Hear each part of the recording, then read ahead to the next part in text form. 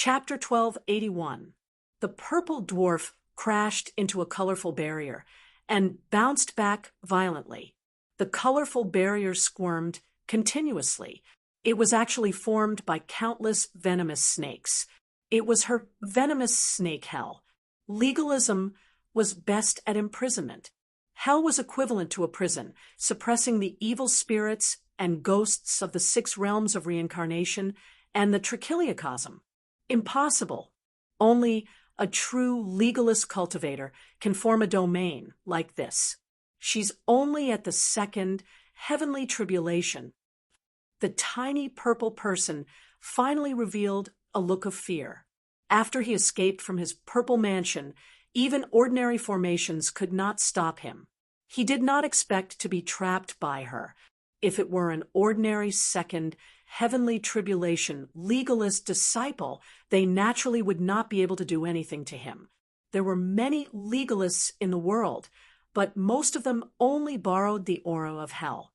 They were equivalent to prison guards standing outside the prison, inflicting pain on others. If they really had a taste of what it was like to invite someone into the urn, they would change their expressions and desperately refuse. However, there were very few who would directly attract the hot winds of hell and be possessed by venomous snakes like the master and disciple.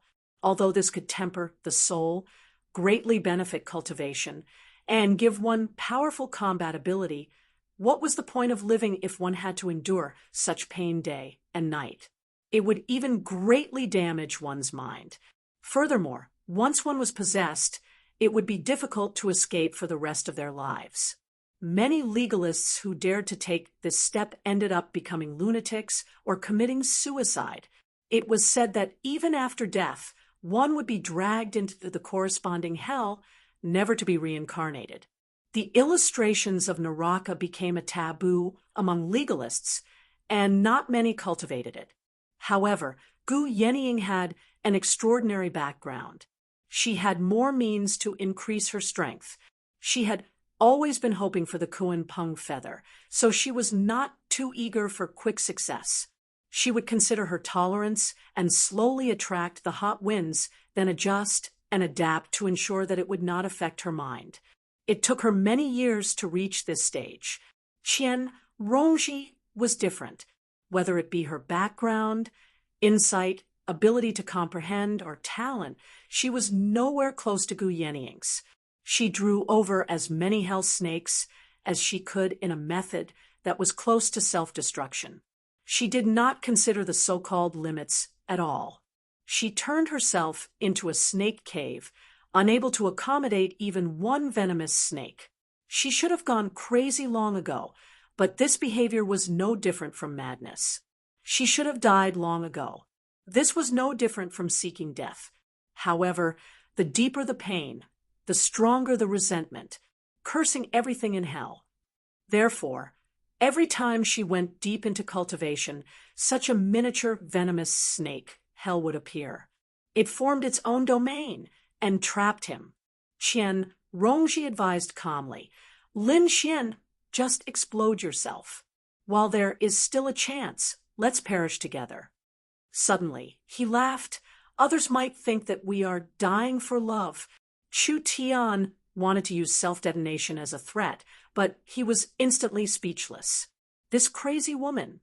Once he self-detonated, his soul would be destroyed.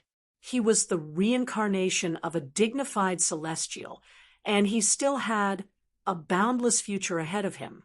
How could he die together with such a crazy woman? As a result, she calmed down. "Rongji, I think we can still talk. Whether it's Chu Tian or Lin Xian, neither of them have done anything to let you down. So why must they both suffer like this? I've lost this round, so the sky-climbing vine is yours. I can also give you a very good cultivation technique to completely relieve your pain. I will leave Qingzhou forever. And from then on, we will mind our own business." Qian Rongji said furiously, "You're lying. These venomous snakes have penetrated deep into my soul. So how can I relieve them?" Hope rose up in Chu Tian's heart. "No, there's nothing impossible. There's a heavenly text in the heavenly tome of all called Qian Rongji listened patiently. She seemed rather tempted. Chu Tian said, "Let me go, and I'll give you this heavenly text." Qian Rongji frowned. "What if you go back on your word if I let you go?" After another round of negotiation, they finally reached a compromise. Chu Tian threatened, "If you still don't agree, I'll blow up my violet palace immediately." Suddenly, he felt a strange weight, and his consciousness blurred slightly. A strand of black chi surged from the forehead of the purple person. What did you do? Since it's a viper hell, it's obviously poisonous. However, it's just far too slow. Qian Rongji smiled. The venom of the hellish snakes could harm the body at all, but it could corrode and numb the soul. Chu Tian cultivated the Violet Palace heavenly tome, so his soul was extraordinarily powerful. That was why he could last until now. Chu Tian discovered that she had been stalling for time the entire time. He said firmly, "I want to go with you." Before he had even finished speaking, Qian Rongji suddenly opened the viper hell and retreated. Chu Tian was caught between a rock and a hard place. If he chased after her right now, would Qian Rongji really die with the speed of his violet palace? With a thought, he turned into a streak of violet light and flew towards the east. As long as there was a chance of survival, who would just let it go? Coward. Qian Rongji turned into a streak of multicolored light and dove underground. She twisted and turned, heading north. On the border between the Green Province and the Dragon Province was the former Ice Sword Cliff, now the Thousand Blade Glacier. So many years had passed, and the blazing sun had scorched it countless times in the summer, but it still hadn't melted much. Instead, it would become even more solid and huge in every winter. A streak of violet light landed on the glacier and turned back into a small purple figure. However, its original clear face had blurred, and it was enveloped in a layer of black mist. The venom had completely taken effect, and he was filled with reluctance. "I'm a genius of the human path, the first senior brother of the Myriad Phenomenon sect. I carry an important mission, so how can I die here? It's all that woman's fault. That damned woman." He sat down with his legs crossed and did his best to gather his will to purge the venom. With the wonders of the Violet Palace heavenly tome, it was no problem for him to suppress the venom and rush to the imperial court of the Dragon Province. Qian Rongji suddenly walked out from behind a glacier. "You've come." Chu Tian was filled with shock. With his speed, he should have shaken her off a long time ago. Moreover, he had clearly gone east. "Don't forget that I'm the White Hawk commander. The celestial the imperial court is looking for is you, right?" Qian Rongji walked up to him and crouched down. She extended her hand, and a small snake slithered out from her violet palace and returned to her hand. The snake was thinner than a strand of hair, able to burrow into his pores. "Lin Xian, why didn't you die with me? You originally had a chance." Chu Tian was already speechless.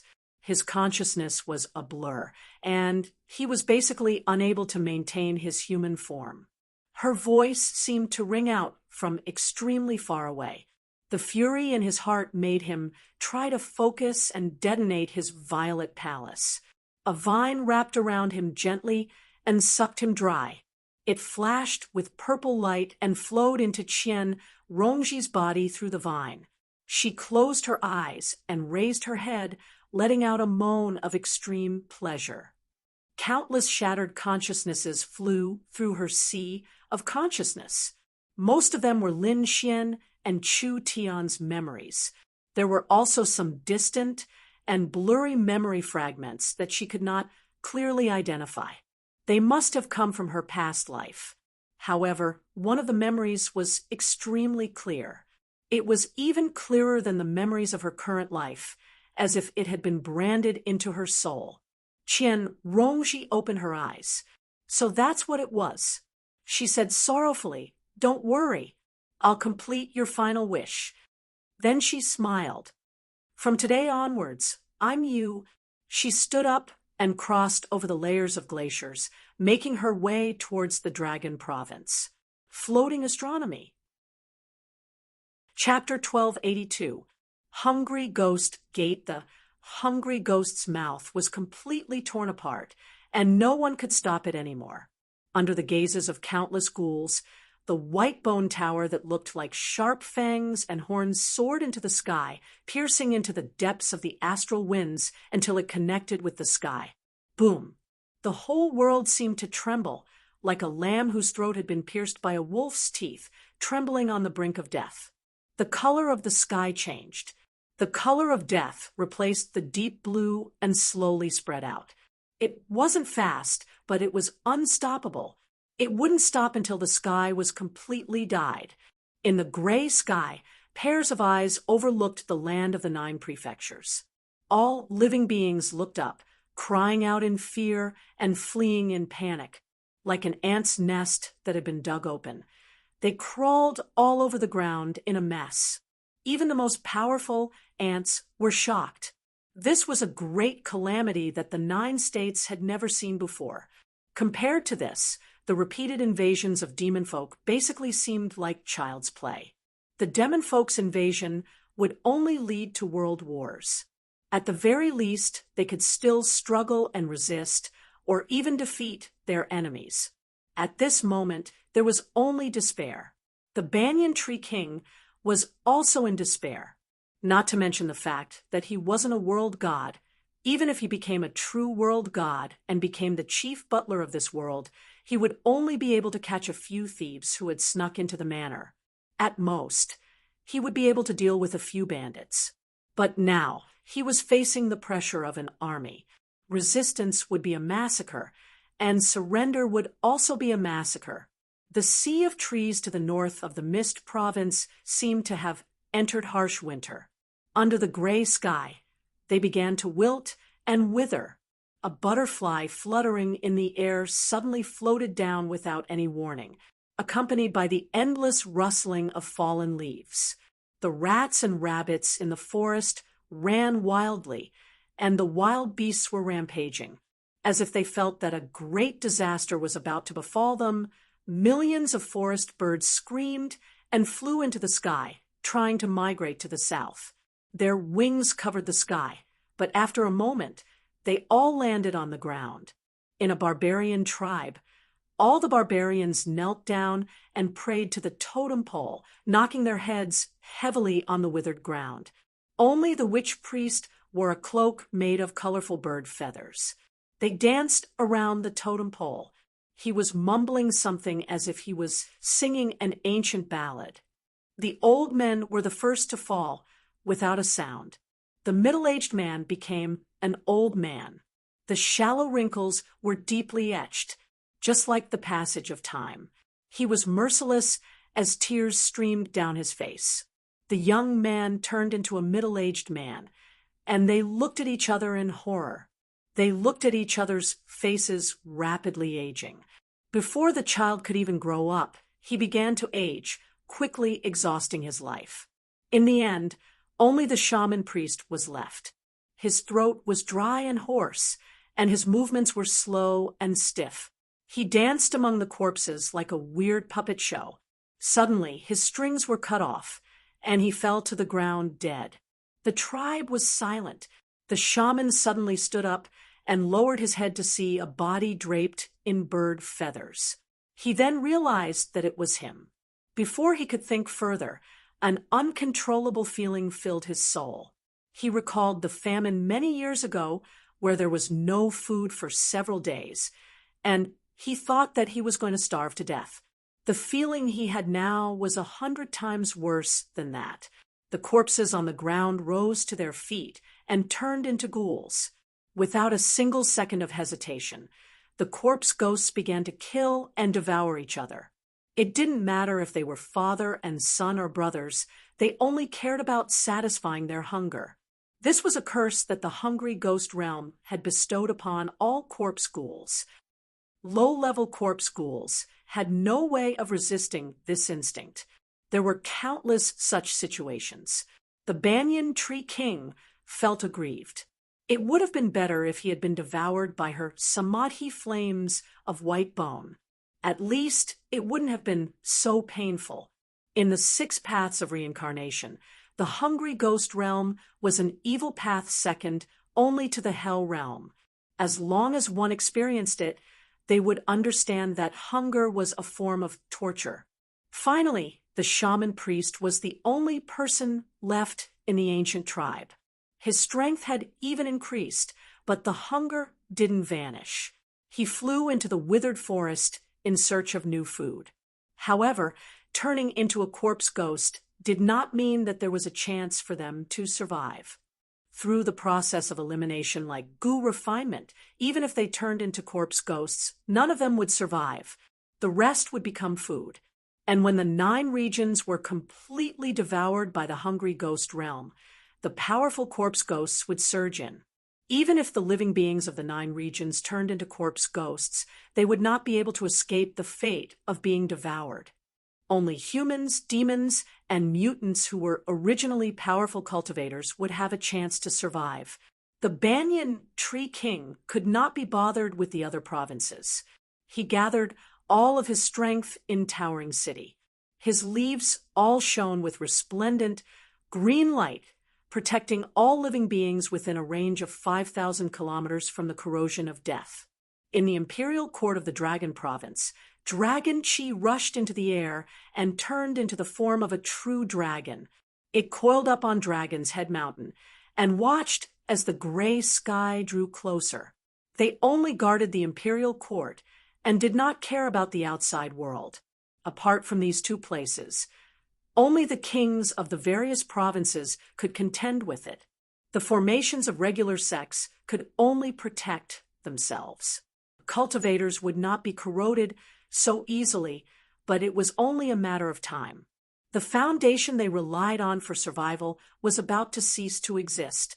Apart from turning into corpse ghosts, there was no other path. Suddenly, the Banyan Tree King discovered that the most crucial force to stop the hungry ghost realm's devouring was actually the demon caverns. Thousands of strands of demon chi were like beacons and smoke, stopping the gray in the sky from spreading. The demon domain was not one of the 6 paths of reincarnation, but in terms of world level, it was no worse than the hungry ghost realm. No matter how vicious the demon folk were, they were still living beings. When the laws of the 2 worlds clashed, the hungry ghost realm's devouring and expansion would slow down until the demon caverns were cleared. This was no longer a simple seal, but stealing food from the jaws of a tiger. It had completely severed the connection between the 9 provinces and the demon domain. The demon caverns were like the sharp, messy spines of a fish. They needed to be picked out carefully, or the 9 provinces would truly become the underbelly of the fish. Don't tell me this step was also within her expectations. The Banyan Tree King thought to himself. Over the past few months, she had rampaged through the world, unleashing a massacre across the various provinces and basically opening up most of the demon caverns in the world. Not only could they stop the hungry ghost realm's devouring, but they were also the best path of retreat. Otherwise, even if she ascended right now, she would probably only ascend to the hungry ghost realm.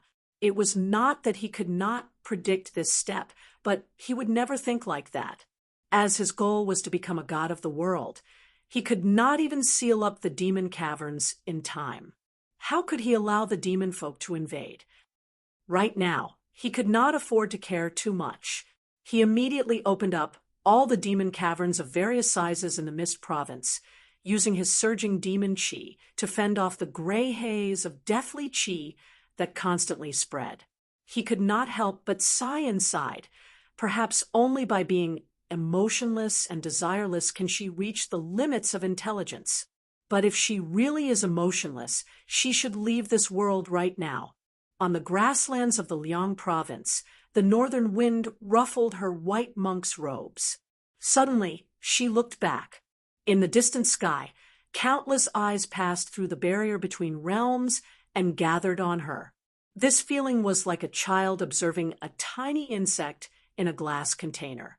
Contempt, curiosity, playfulness, of course, and caution. That was because she was not a regular insect, but a venomous insect that was rumored to destroy the hungry ghost realm. These gazes were only cautious, not fearful. They were existences that had the right to gather around this glass container. If it were not for the glass container, any one of them would have been able to sweep through the 9 provinces. As a matter of fact, just their gaze alone could make a person's will collapse. However, she was unfazed. She only understood. The ghost tower was still built in the end. Master, let's go to the demon domain. It'll be too late once the hungry ghost realm completely devours the 9 provinces. The pairs of eyes made the forsaken immortal sword soul shiver. It even felt fear. It could not turn to another sword master. If it became enemies with these opponents, it would definitely be destroyed. There were many demon caves in the Liang province, and any one of them could lead to the demon domain. As long as she reached the demon domain, the hungry ghost realm could do nothing to her. They could not even send ghouls to kill her. However, she shook her head. Take me to the 5 ultimate graves. The 5 ultimate immortal had left behind 5 graves. They all called themselves realms and floated in the 9 provinces. The soul of the painting tomb was not the dragon king of the sea. The soul of the sword tomb abandoned the sword for the immortal. Now, only the zither tomb, the book tomb, and the chess tomb were left. The forsaken immortal sword soul said, "That is just a waste of time. The cultivators of this world are too weak to find the 5 graves. There are even many ghost immortals and corpse immortals in the hungry ghost realm. The 5 graves are connected to the 9 provinces. When this world is completely devoured, there will be nowhere for us to escape. I have made up my mind. There is no need to say more." A grave was a grave. Hiding in a grave was really an inauspicious sign. However, before he returned, she would not leave, even if she was buried in a grave. Fine. She and the sword became one, twisting and turning and piercing through the void. Under the sky-reaching ghost tower, the hungry ghost suddenly spat out a black coffin. It flew into the sky and crashed to the ground. The coffin was engraved with complex and mysterious runes. Suddenly, a small gap opened. There wasn't the slightest corpse chi or ghost chi coming out. There was only a pale hand that gently grabbed the edge of the coffin and completely pushed open the coffin lid. A young man tried to step out of the black coffin. His feet landed on the barren land, and he smiled. It worked. 2 fangs were revealed at the corner of his mouth. Other than that, he looked no different from a human. He wore white clothes and black armor, and a long saber hung from his waist. He looked like a heroic warrior, not at all like the ferocious and terrifying ghouls. He looked back and saw that all the corpse kings and ghost kings bowed their heads, not daring to meet his eyes. He was shocked. Zombies! If there was a so-called god race in the chaotic, hungry ghost realm, it would be the zombie race. Unlike their ferocious and twisted brethren, zombies looked almost no different from living people. They even had body temperature and heartbeat. They were not tortured by hunger, nor did they devour other ghouls. But their power was far above normal ghouls. They were the true favorites of the hungry ghost realm, almost equivalent to the Luo Ho clan of the Azura realm. However, the Luo Ho clan was born. Zombies could not reproduce. Apart from their ancestor, Goddess Nuba, the rest were acquired. Only the extremely powerful zombies could pass on their descendants, and they had to consume their original power. They chose the peerless geniuses of the 3,000 worlds. Kwang Tianyu was such a zombie. He asked, "Why don't you find some living people to eat? What are you doing here?" "This is the order of Emperor Li, Lord Zombie. It is said that the enemy is in the north." Once she left the hungry ghost gate, even if the corpse kings and ghost kings attacked together, they would not be a match for her. "I have the guidance of the stars. I don't need your nonsense." Kwang Tianyu looked at the sky. Pairs of eyes, big and small, were like stars gathered somewhere in the north. At this time, there were also many eyes gathered on him. He bowed to a pair of eyes and waved his hand. "Since I'm here, I don't need to care about Emperor Li. Let's make a big mess. Ha ha. When I destroy the White Bone Inheritor, I will be the emperor of this region. To be continued. P.S. I've been home for the new year these few days. There are a lot of things to do. The updates are not good. Please forgive me."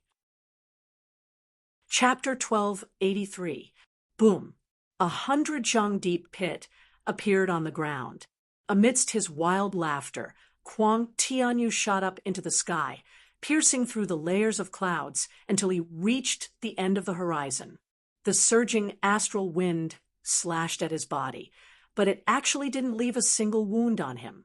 He looked down at the 9 regions. Under the gaze of countless eyes in the sky, he did not have the slightest fear and said to himself, "This is my territory." Regardless of whether it was the Banyan Tree King in the south or the great Xia royal court in the north, he did not place any of them in his eyes. Even the biggest target of this trip, the White Bone successor, could be destroyed with a flip of his hand. This was not arrogance, but absolute confidence. He had already gone through 4 heavenly tribulations. According to the common ghouls, he would be the corpse emperor. However, he didn't think that this was an honorific for a real zombie. The strongest cultivator in the Jojo world was only at the peak of the 3rd heavenly tribulation. The difference of one major realm was like the difference between heaven and earth. Moreover, there was a huge gap in power between the 3rd and 4th heavenly tribulations. It wasn't without reason that the Buddhists called cultivators who had overcome 4 heavenly tribulations advanced fruit.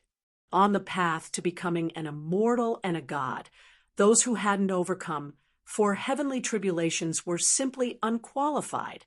Even if there were thousands of great cultivators working together, they would still be no match for him. Just find a powerful corpse emperor in the hungry ghost realm, and this mission would not be too difficult. His only opponent was this world. However, the corpse gods and ghost immortals who ruled over the hungry ghost realm were determined to win this battle. Even if the risk was minuscule, they had to nip it in the bud. They did not even wait for the hungry ghost realm to completely devour the 9 provinces. They directly sent a zombie that had survived 4 heavenly tribulations into the 9 provinces. Even if he borrowed the power of the hungry ghost realm, in order to create this deceptive black coffin, he had paid a huge price. It could be said that he was determined to obtain it. Kwang Tianyu took a deep breath and bared his fangs. His aura continued to rise, pushing aside the immeasurable astral winds. For a moment, the weather changed, as if a peerless demon had descended. His eyes shone with a faint golden light, carrying a divine aura. "What's that?" The Banyan Tree King also sensed something. He had never felt such a terrifying aura in the 9 states. That was definitely not something a corpse king or ghost king could possess. He changed his mind. The invisible laws of heaven and earth were like a huge net entangling towards the source of the aura. However, the moment he got close, the laws of heaven and earth lost their effect, as if it was a blind spot. Kwang Tianyu immediately noticed. He glanced towards the south. "He's not even a world god. You still dare to deal with me? How reckless!" Anger flashed across his face. The backlash of the world was not a joke. If he was not careful, his soul would be destroyed. Even if a true god or true immortal descended, it was also impossible for them to directly fight against a world. Otherwise, they wouldn't have sent him down. However, his mood immediately became better. Now that even the laws of the world could not do anything to him, what was there to be afraid of? This trip down was simply an outing, and he even picked up a domain for free. His lips parted as he said, soundlessly, "Wait until I kill the Whitebone heir. If your will hasn't been devoured by the hungry ghost realm, then I'll come and kill you." These words were like thunder exploding above towering Sky City, and the pressure contained within them caused the demon kings to tremble. The waves of the forest rose and fell. The banyan tree king sighed in his heart. Fusing himself with the world seemed to be a huge mistake. He would have been better off ascending earlier. Once the hungry ghost realm completely devoured the 9 provinces, the others might still be able to turn into ghouls and struggle at death's door, but he would definitely die. His enemy was the will of the entire hungry ghost realm, and he could already feel his consciousness being corroded. Kwang Tianyu broke through the layers of astral winds, actually moving faster than light. He flew past the Green Province in the blink of an eye and entered the Dragon Province, directly flying over Dragonhead Mountain. He glanced at the golden dragon entrenched on the mountain, but only smiled in disdain. This is probably the toughest bone to chew in this world, but a bone is still a bone in the end. Once I complete my mission, I'll come back and slowly clean it up. I'll broaden the horizons of these natives and let them see what a true emperor is like. In the blink of an eye, he passed the Dragon Province and arrived at the Liang Province. In the sky, where the pairs of eyes converged, was an empty grassland. Kwang Tianyu understood after a moment's thought.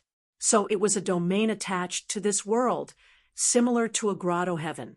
For a world like this to have such methods, it's quite surprising. However, if they think they can stop me with this little trick, then they're overestimating themselves. As he spoke, he drew the long saber at his waist. Within the palace, there were layers of curtains.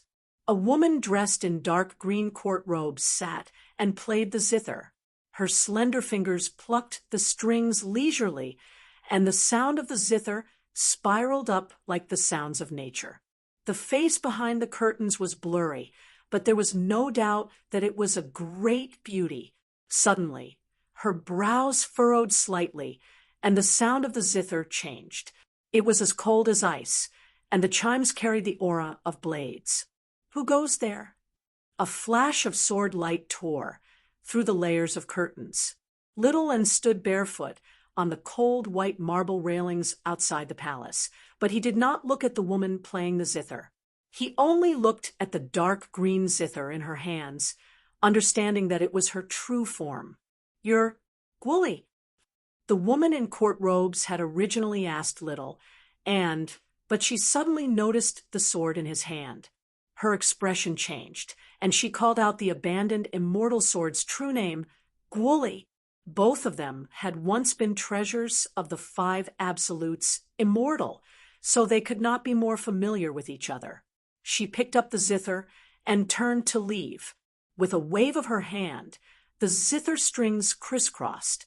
The zither strings were sharp and sensitive, and thousands of chimes were waiting to be released. Without waiting for Little and to speak, the abandoned immortal sword leaped out, turned, and shot out, cutting countless zither strings. Immediately after, it transformed into a human form and blocked the woman's path. "Lu Yi, long time no see." One of his eyes was wide open, and the other was slightly squinted. His left shoulder was high, and his right shoulder drooped. His face was like that of a youth. He could not be considered ugly, but his entire body was filled with strange contortions. Even the clothes on his body did not fit. These words coming from his mouth were filled with the aura of a hooligan. As for the woman named Lu Yi, it was as if she was being teased by a hooligan. Her face was filled with panic, and it was obvious that she was very afraid of him. The abandoned, immortal sword pointed at Little and said, "This is my new master. You should quickly acknowledge him as your master. If you dare to disobey, I will immediately cut off your broken zither." As he spoke, he even pursed his lips. "I have long wanted to do this." Without waiting for Lu Yi to reply, he waved his sword and gestured at the zither. "Don't!" the woman cried out, her voice exceptionally moving. Little and did not speak. The core of this zither tomb was clearly this green, rippling zither. If he could subdue it, it would be greatly beneficial. Before she could think of what to say, green rippling zither's soul yielded. With a face filled with hidden bitterness, the abandoned immortal sword pulled its sleeves over and offered the zither with both hands. It called out unwillingly, "Master!" The abandoned immortal sword's face was filled with pride and disappointment, as if it regretted not being able to cut off the zither. These were the 5 treasures that the 5 absolutes immortal cherished.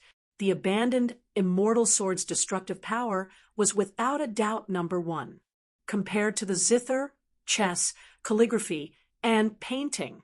Only the sword was a weapon of war. Even if it was strange and ugly, as long as it could kill the enemy, it was a treasured sword. It was clear that the abandoned immortal sword had threatened its companions many times in the past. It had accumulated its power for a long time. If it was anyone else, even if they had extraordinary power, if they could not obtain the approval of green rippling zither's soul, it would be difficult to subdue it. If they forced it, it would probably be better to die in glory than to live in dishonor.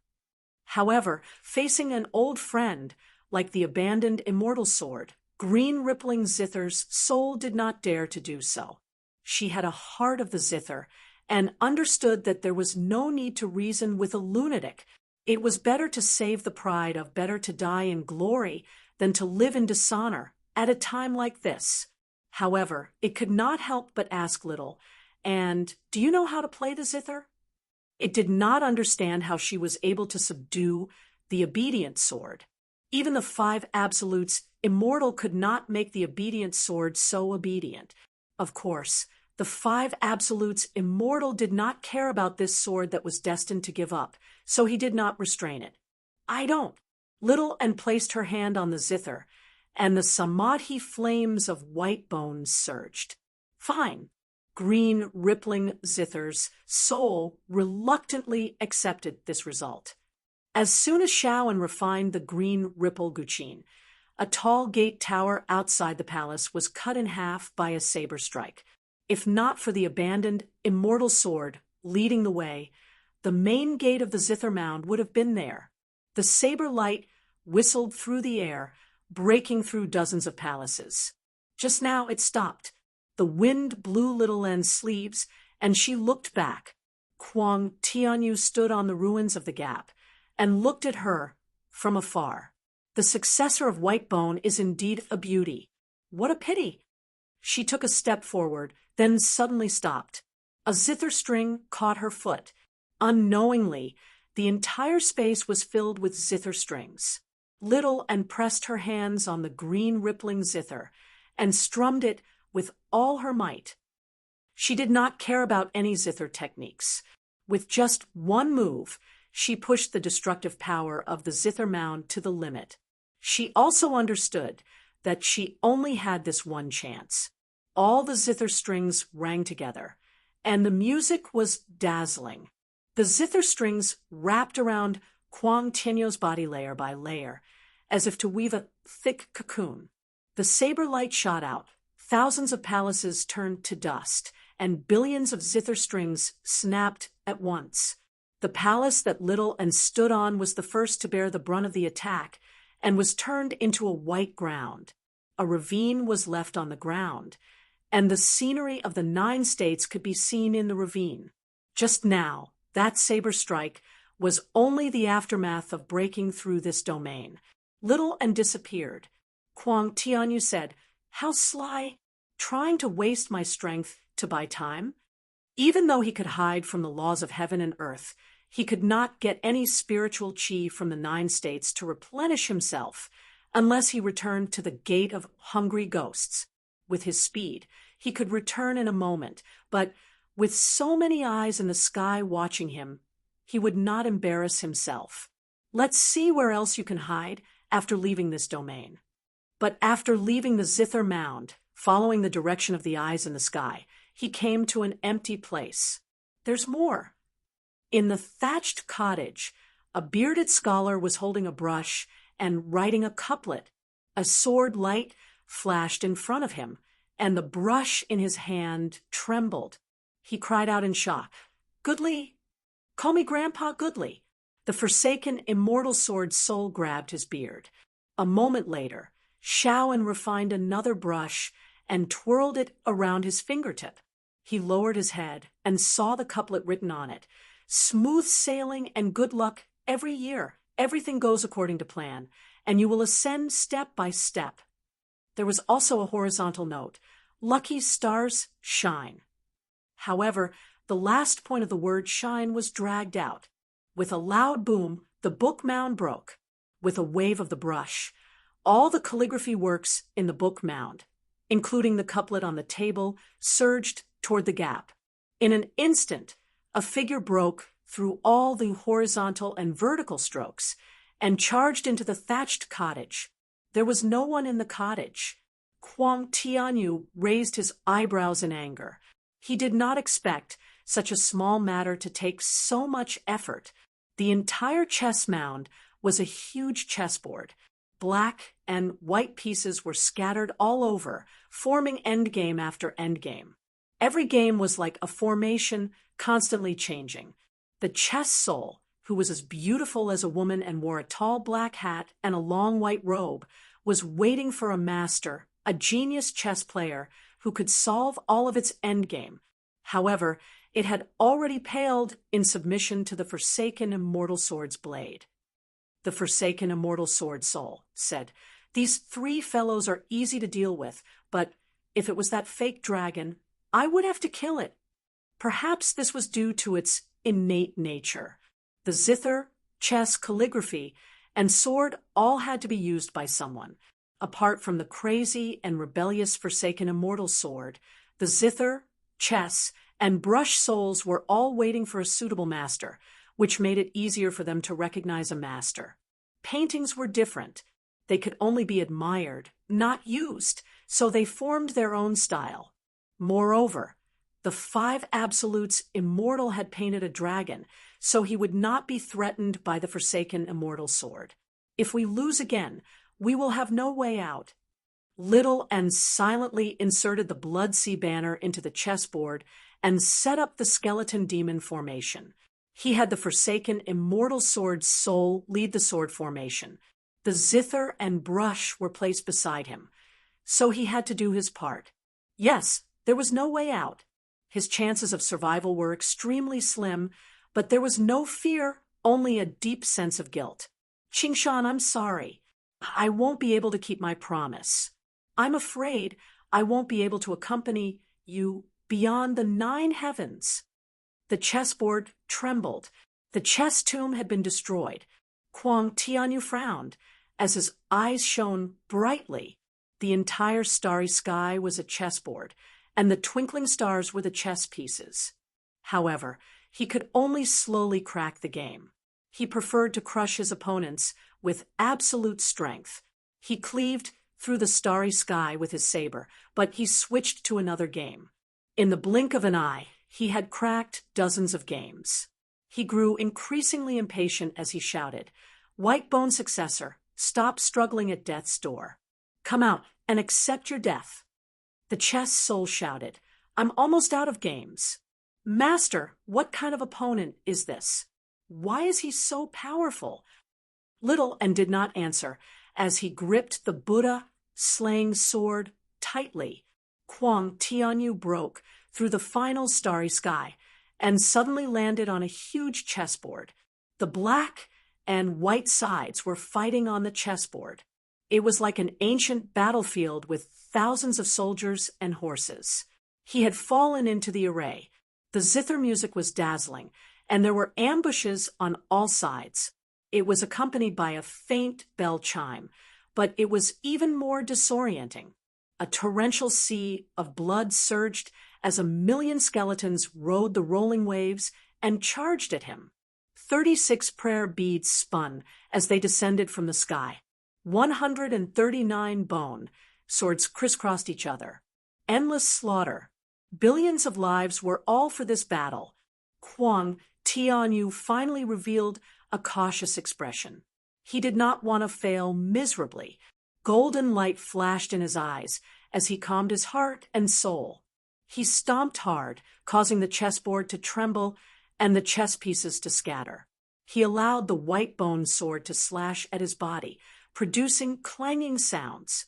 The sword array that could kill a demon king could not injure him at all. With a slash, the sea of blood parted. Suddenly his neck tightened. The skull prayer beads wrapped tightly, transforming into tiny skulls that bit him and pulled him into the sky. A sword beam flashed as the forsaken immortal sword tore through the void and slashed down. He grabbed the prayer beads with his left hand and pulled them away. He brandished his saber with his right hand and parried the forsaken immortal sword. At that moment, a white figure silently emerged from the sea of blood and arrived behind him. The blade of the sword flew.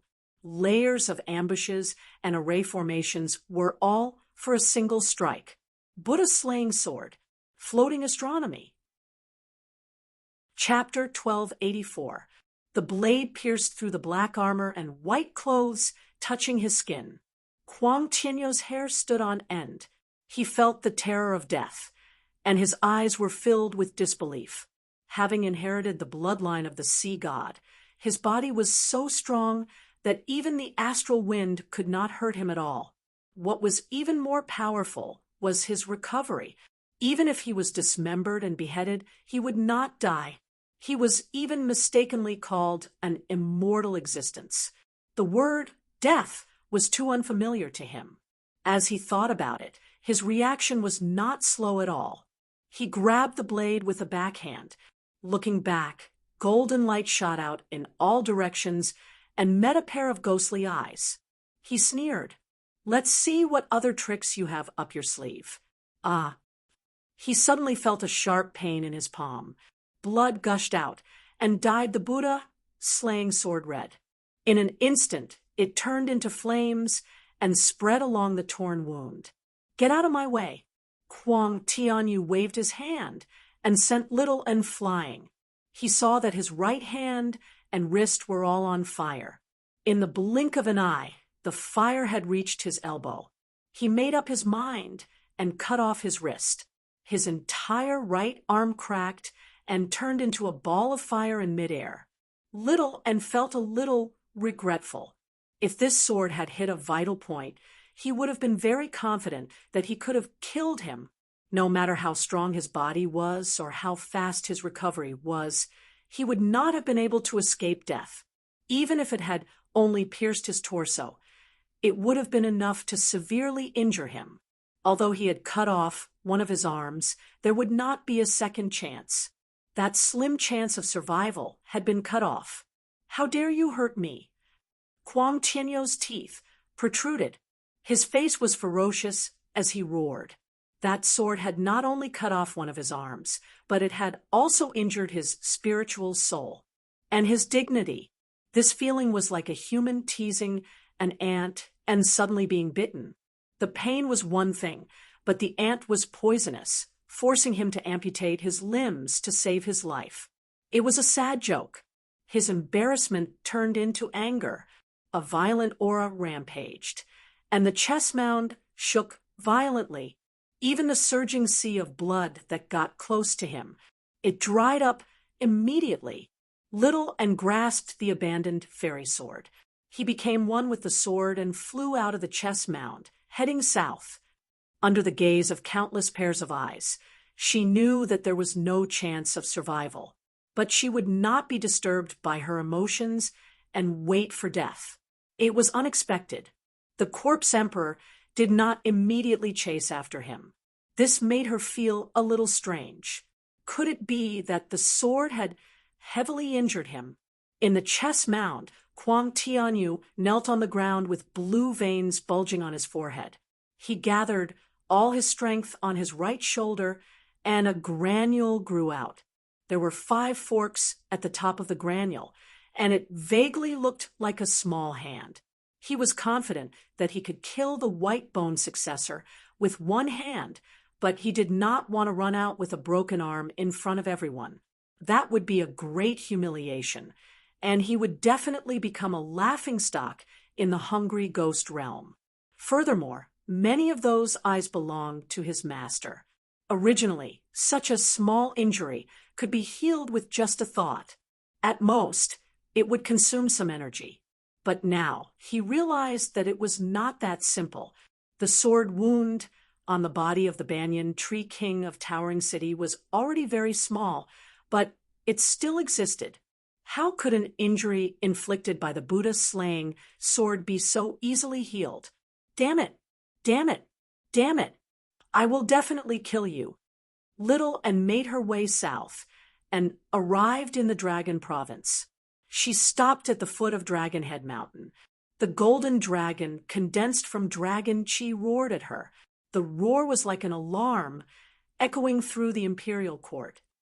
The emperor of the Great Xia, the 3 ministers, and the 9 ministers all arrived at the top of the mountain. Through the clouds beneath their feet, they looked at the white figure. It's the foe. What is she trying to do? Qian Rongji was among them as well.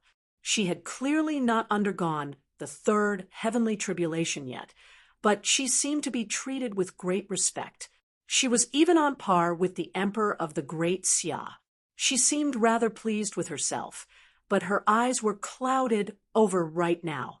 She had already understood Little Anne's intentions. None of the people present were stupid. They all understood as well.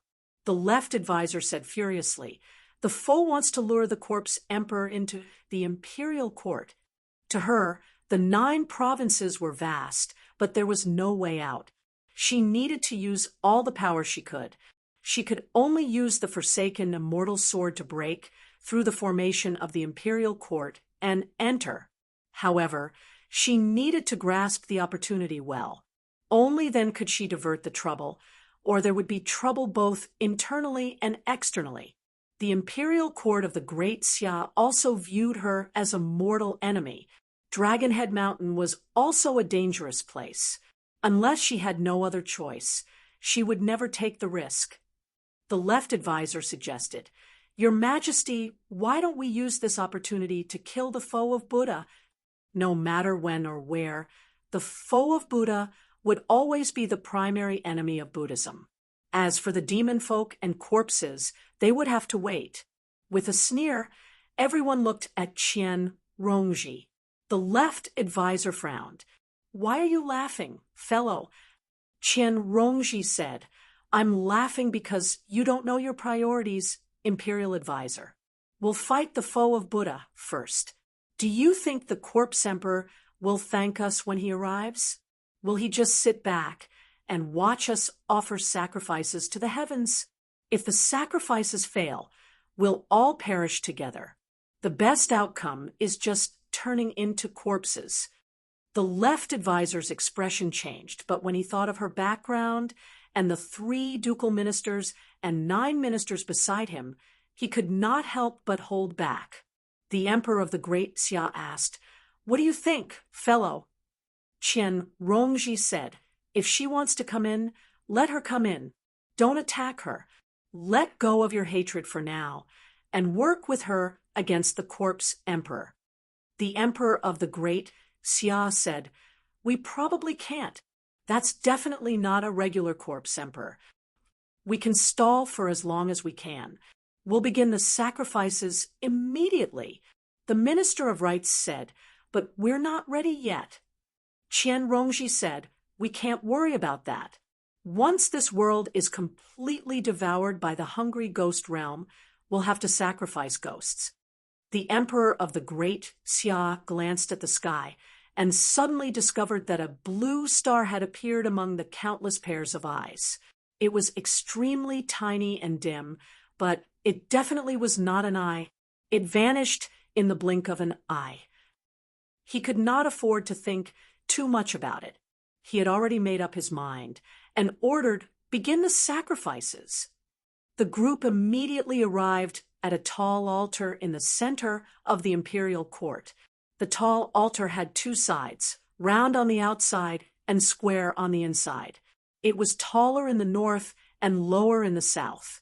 The beautifully carved white jade railings clearly differed from the style of other folk buildings. It must have been built by humans. It could not be considered huge, but it was simple and imposing. It was known as the Heaven Altar. Qian Rongji walked up to the Heaven Altar alone. Just as she was about to plant the sky-climbing vine in the center of the Heaven Altar, she suddenly raised her head and saw a dark blue star that was abnormally dazzling. Everyone followed her line of sight and saw that the star had disappeared again. This time, it did not take long before the star appeared again. It was like a blue moon, bright and dazzling, illuminating the entire 9 provinces. From the merfolk of the Southern Sea to the herdsmen of Shuang Province, everyone looked into the distance and asked, "What is that?" Little and looked up and suddenly felt his own heartbeat. That fake mass of flesh seemed to have really become the pillar of life, pulsating with every twinkle of the star. This feeling was abnormally intimate and abnormally familiar. When the blue moon flashed again, it broke through the sky that was filled with malice. Dragging a long tail behind it, it flew towards the Dragon Head Mountain like an incomparably huge meteor. Everyone in the imperial court turned pale with fright.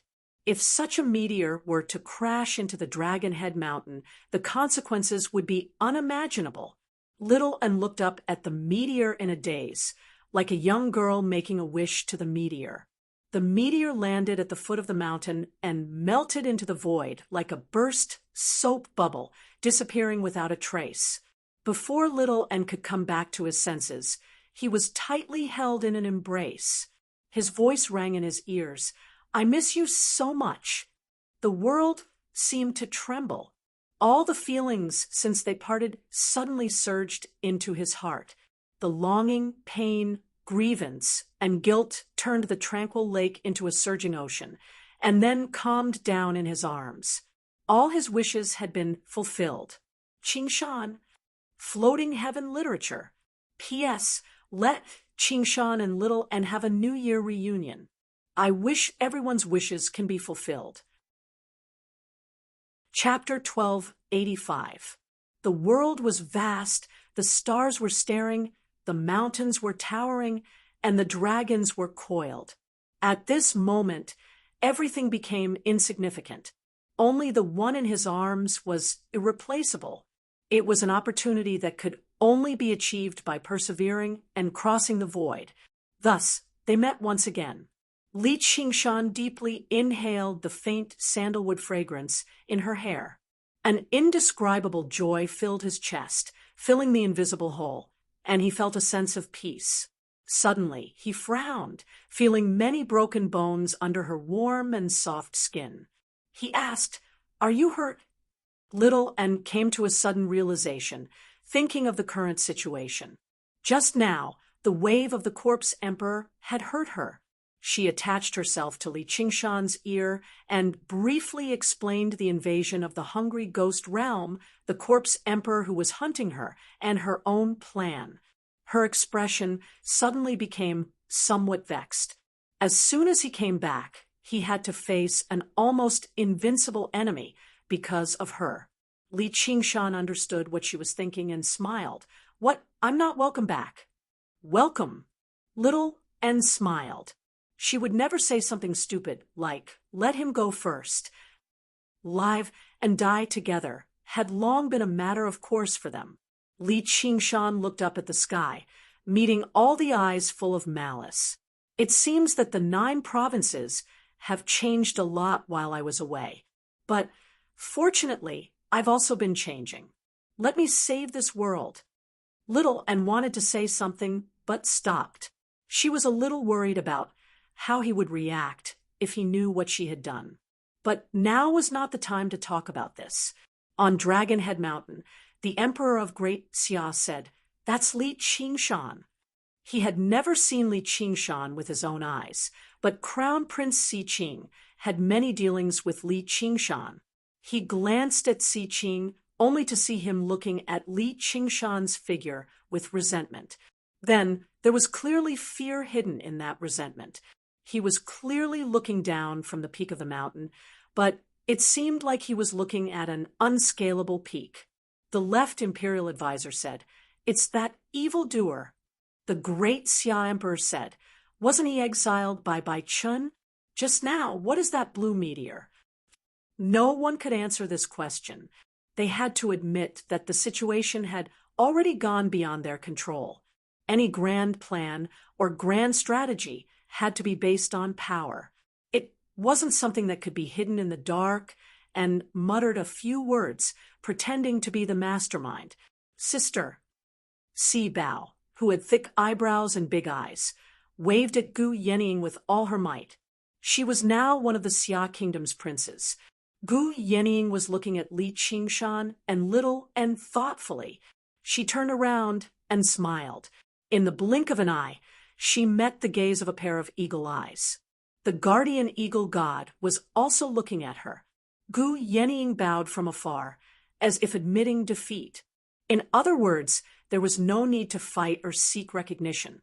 Many of the complicated and tangled emotions from the past vanished with this bow. She had already flown even higher, seeing a sky that even the eagle god had never seen before. His father was still his father, and his father was only his father. That seems to be the altar of heaven. Gu Yenying thought of something before hugging Si Bao as well. Basically, all the great cultivators of the Dragon Province had gathered around the altar of heaven. The 3 ministers and 9 ministers was only a general description. There were also the left and right imperial advisors, the princes, the ministers of the 6 ministries, and so on. There were several dozen of them, but not a single one of them saw how she had passed through the formation and arrived at the top of the mountain. "Sister, you're so powerful." Si Bao was surprised. Gu Yenying was still only at the 3rd heavenly tribulation. She had not even reached the peak of the 3rd heavenly tribulation. It was obviously the Kuan Peng's feather that bestowed her with such power. It was all thanks to Li Qingshan's new mount that the Kuan Peng's feather retained some of its power, although this power did not truly belong to her, decreasing with every use and recovering extremely slowly. It had already opened up a path for her. The guardian eagle god immediately understood that she had obtained the feather and inherited the legacy within it. Moreover, her comprehension was deeper, and she had progressed further than Bai Chun in the past. If she had not succeeded, he definitely would not have cared about their relationship as father and daughter. He would even go as far as to fight her. Now his gaze instead softened. He gazed at Gu Yenying's face silently. The old face in his memories became young again, extremely similar to Gu Yenying's. As a result, he closed his eyes and let out a sigh of relief. The little eagle he had pushed off the cliff had already found its own sky.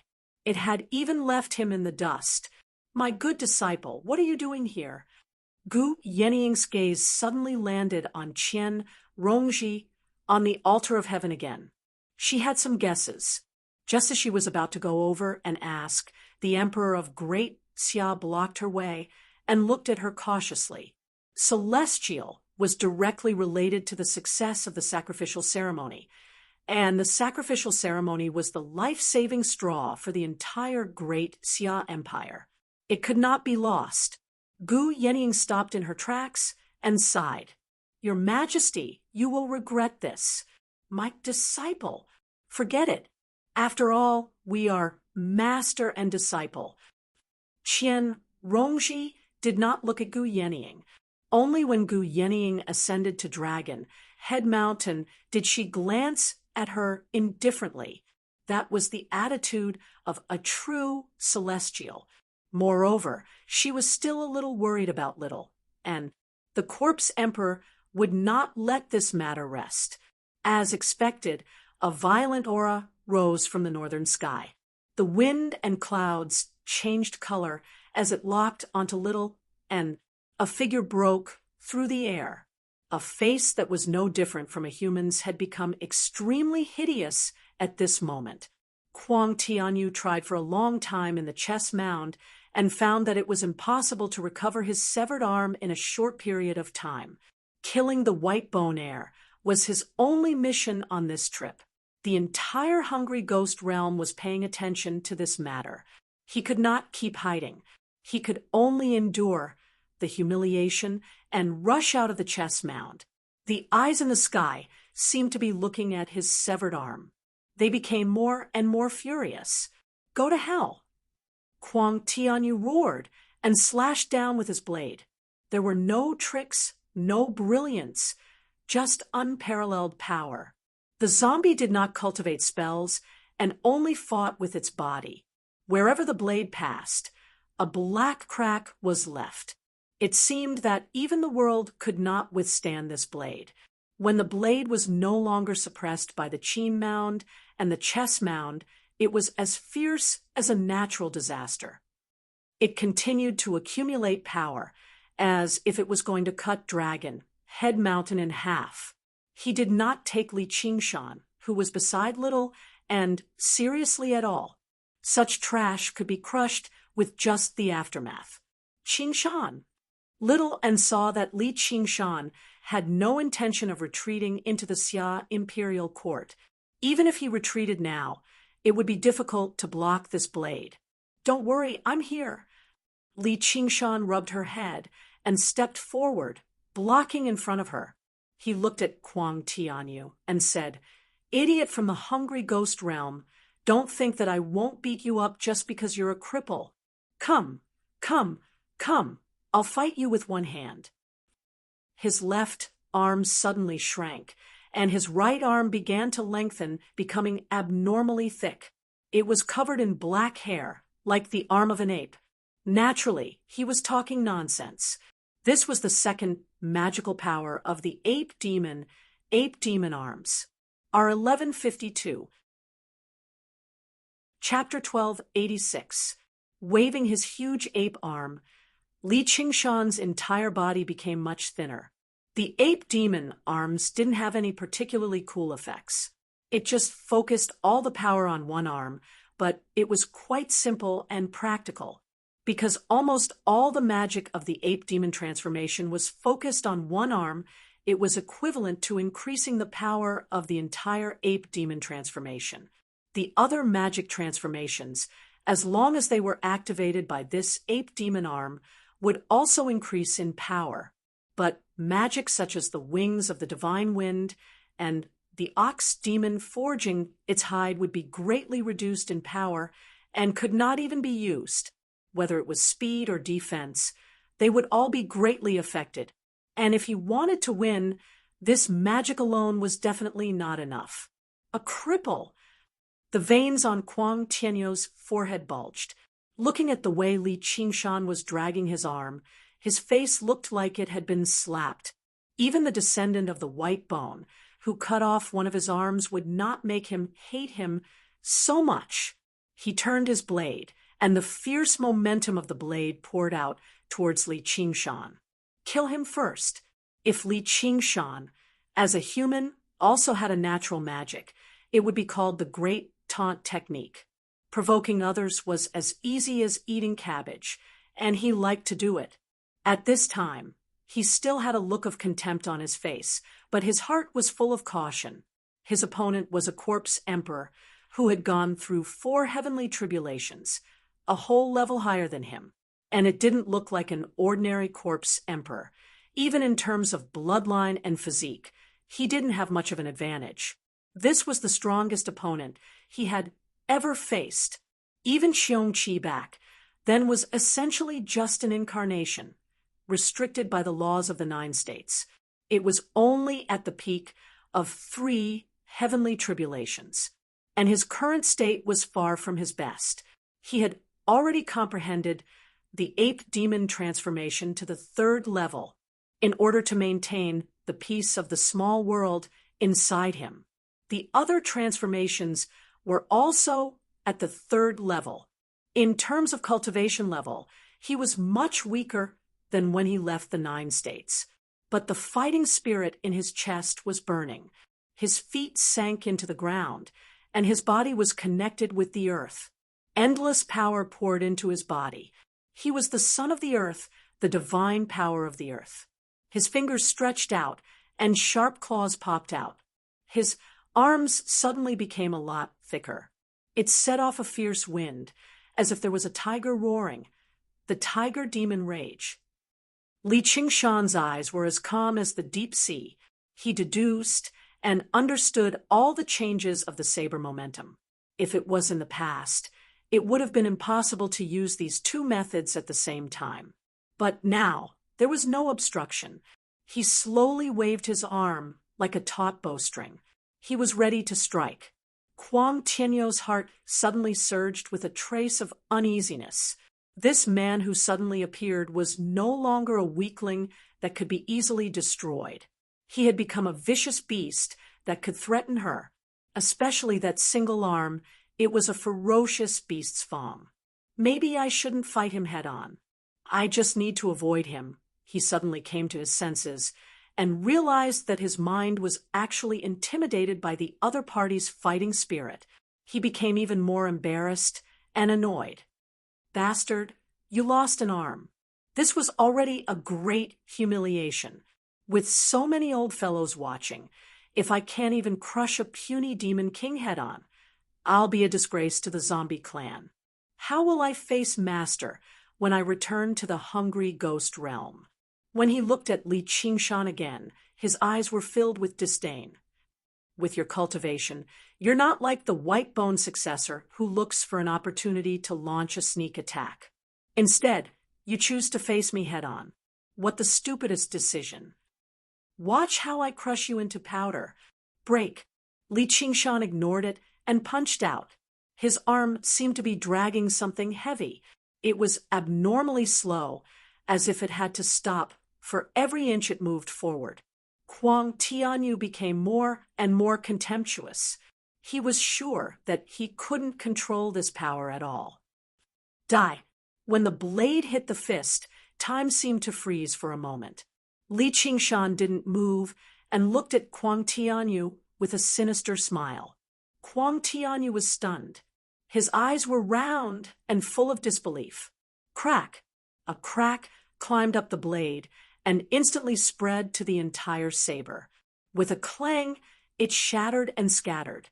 The iron fist slammed into Kuang Tianyou's incredulous face, and the shock power that had been accumulating for a long time poured out. Bang! The void shattered like a mirror. Cracks covered Kuang Tianyou's entire body. When he was blasted away, he was already in thousands of pieces of flesh. All the cultivators on Dragon Head Mountain were dumbfounded.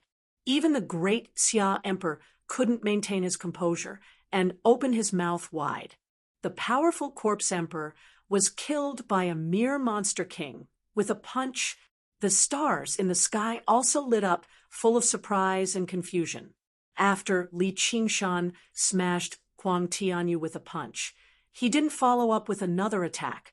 He maintained the posture of waving his fist and stood motionless like an eternal statue.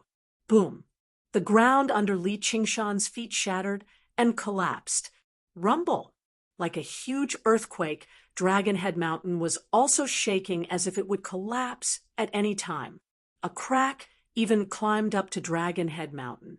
All of a sudden, his ape arm exploded like a punctured balloon, and his entire body exploded along with it.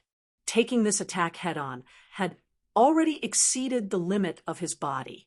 Even though he tried his best to guide the saber chi to the ground under his feet, when the saber chi entered his body, it still tore his body apart and shattered his tiger bones.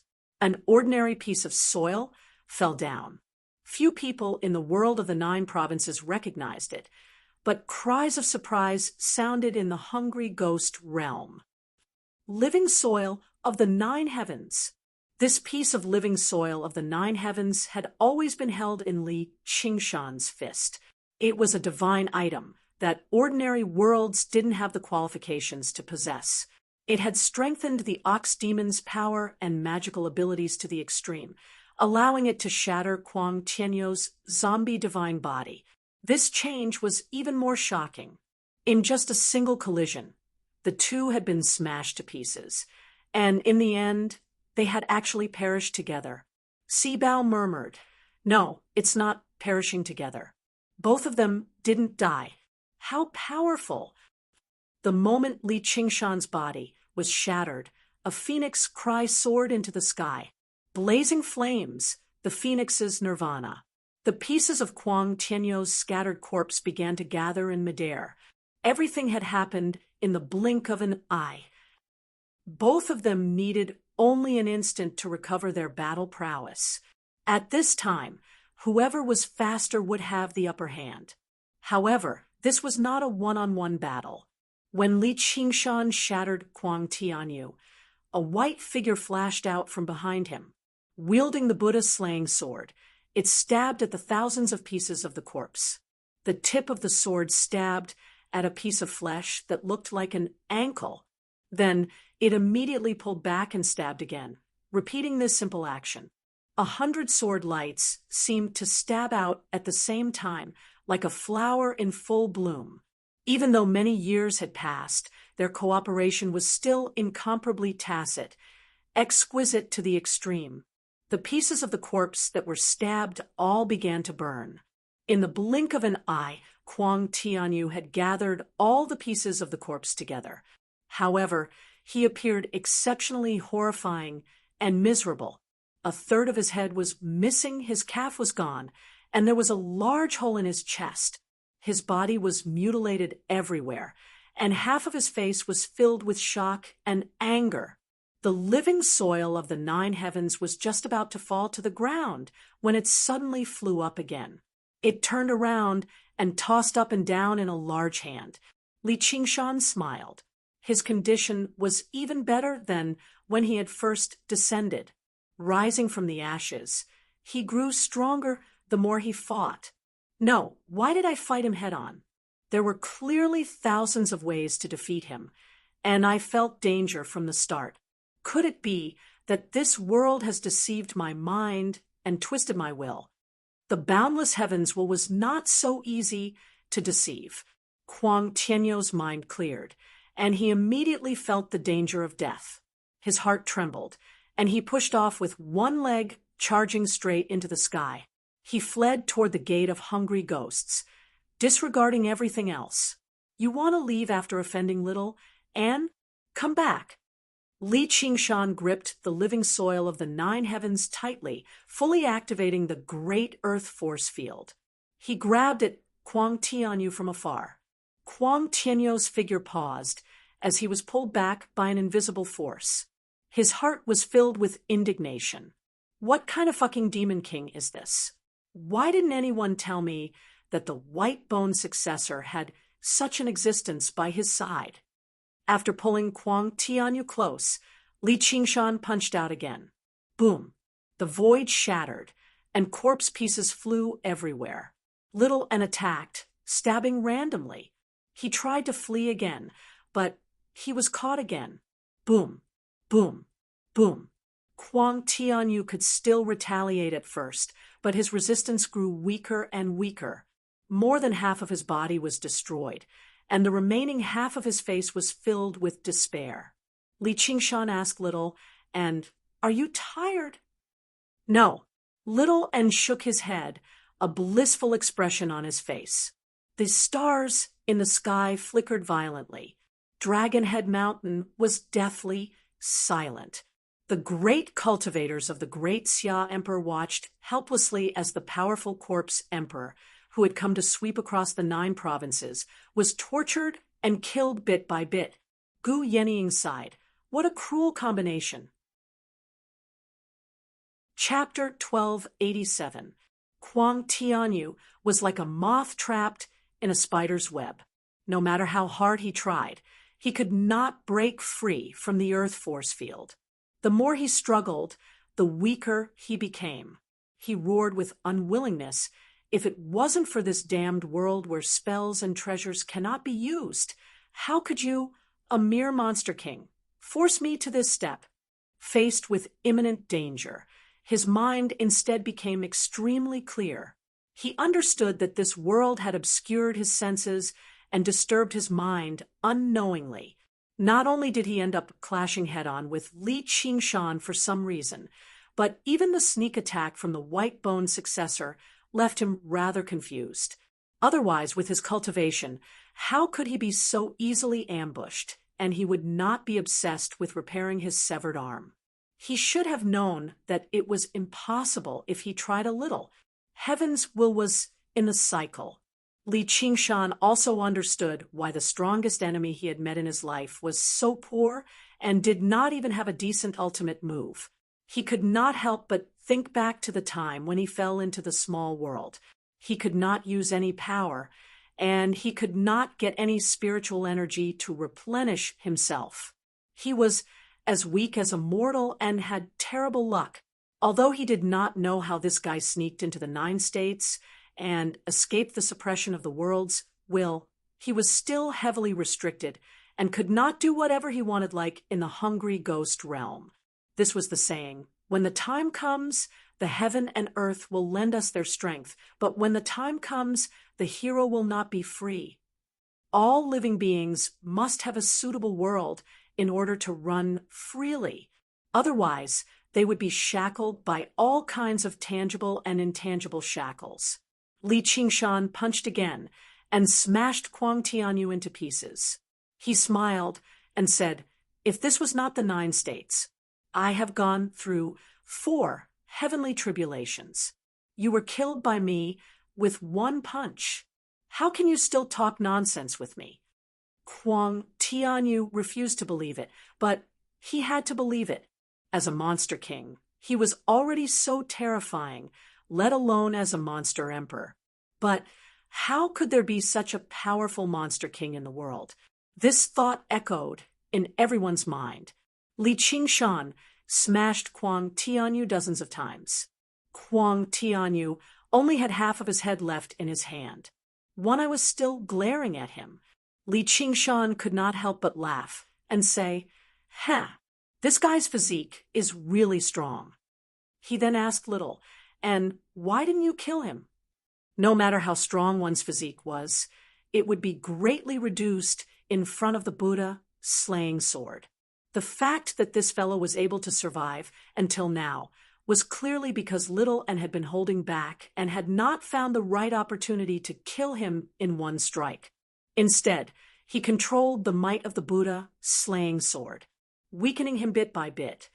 Little and told him about the battle at the Ghost Tower. The Dark Queen had fallen into the trap of the hungry ghost realm in her place. Li Qingshan sighed. What a good mother. He showed Little and Kuang Tianyu's twisted and hideous head. This guy looks like a character. Let's go. Let's exchange him for your mother. Kuang Tianyu's expression changed, and he gradually calmed down. Originally, he thought that he was dead for sure, but he didn't expect that there was still a chance of survival. He asked, "What's your name?" Li Qingshan smiled and said, "What? You want to take revenge on me?" Kuang Tianyu said, "Are you afraid?" Li Qingshan laughed aloud. He raised his head and said to all the eyes in the sky, "I'm Li Qingshan." His voice was not particularly loud, nor was it heroic at all. It was like he was stating a simple fact. You're in big trouble now. The corner of Kuang Tianyu's eye twitched. He understood that Li Qingshan was looking down on him. The humiliation filled his eyes with hatred, but for some reason he had a feeling that he might never be able to get his revenge. Li Qingshan lowered his head and said to Kuang Tianyu, "I hope you really are that important. Let's go, Little. And wait, Qingshan, your master has been captured too. After listening to what had happened, Li Qingshan frowned. "What a lingua temple!" he bellowed. "Minister of the Left, get your ass out here." The bellow was like a clap of thunder. Ripples spread across the protective formation, and a fortress on the Dragon Head Mountain was smashed into pieces. The officials of Great Xia looked at each other in shock. The Dragon Assembly Formation was the #1 formation in the world. Not only was it where the spirit veins of the 9 prefectures converged, but it was also favored by the will of all living beings. Although it was not activated, it did not completely block the bellow. Although the corpse emperor was gone, an even more ruthless one came. It was undoubtedly a fool's dream to complete the worship under such circumstances. Prince Siqing's face was pale. He hid behind the crowd and did not dare to show his face. Although it was not only out of fear, there was no difference in his expression.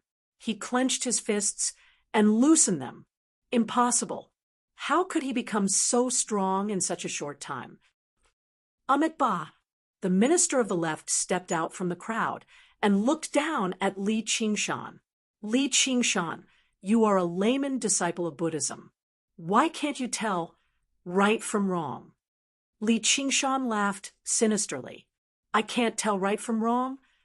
The minister of the left pointed at Little, and, "Do you know what the enemy of Buddha beside you has done?"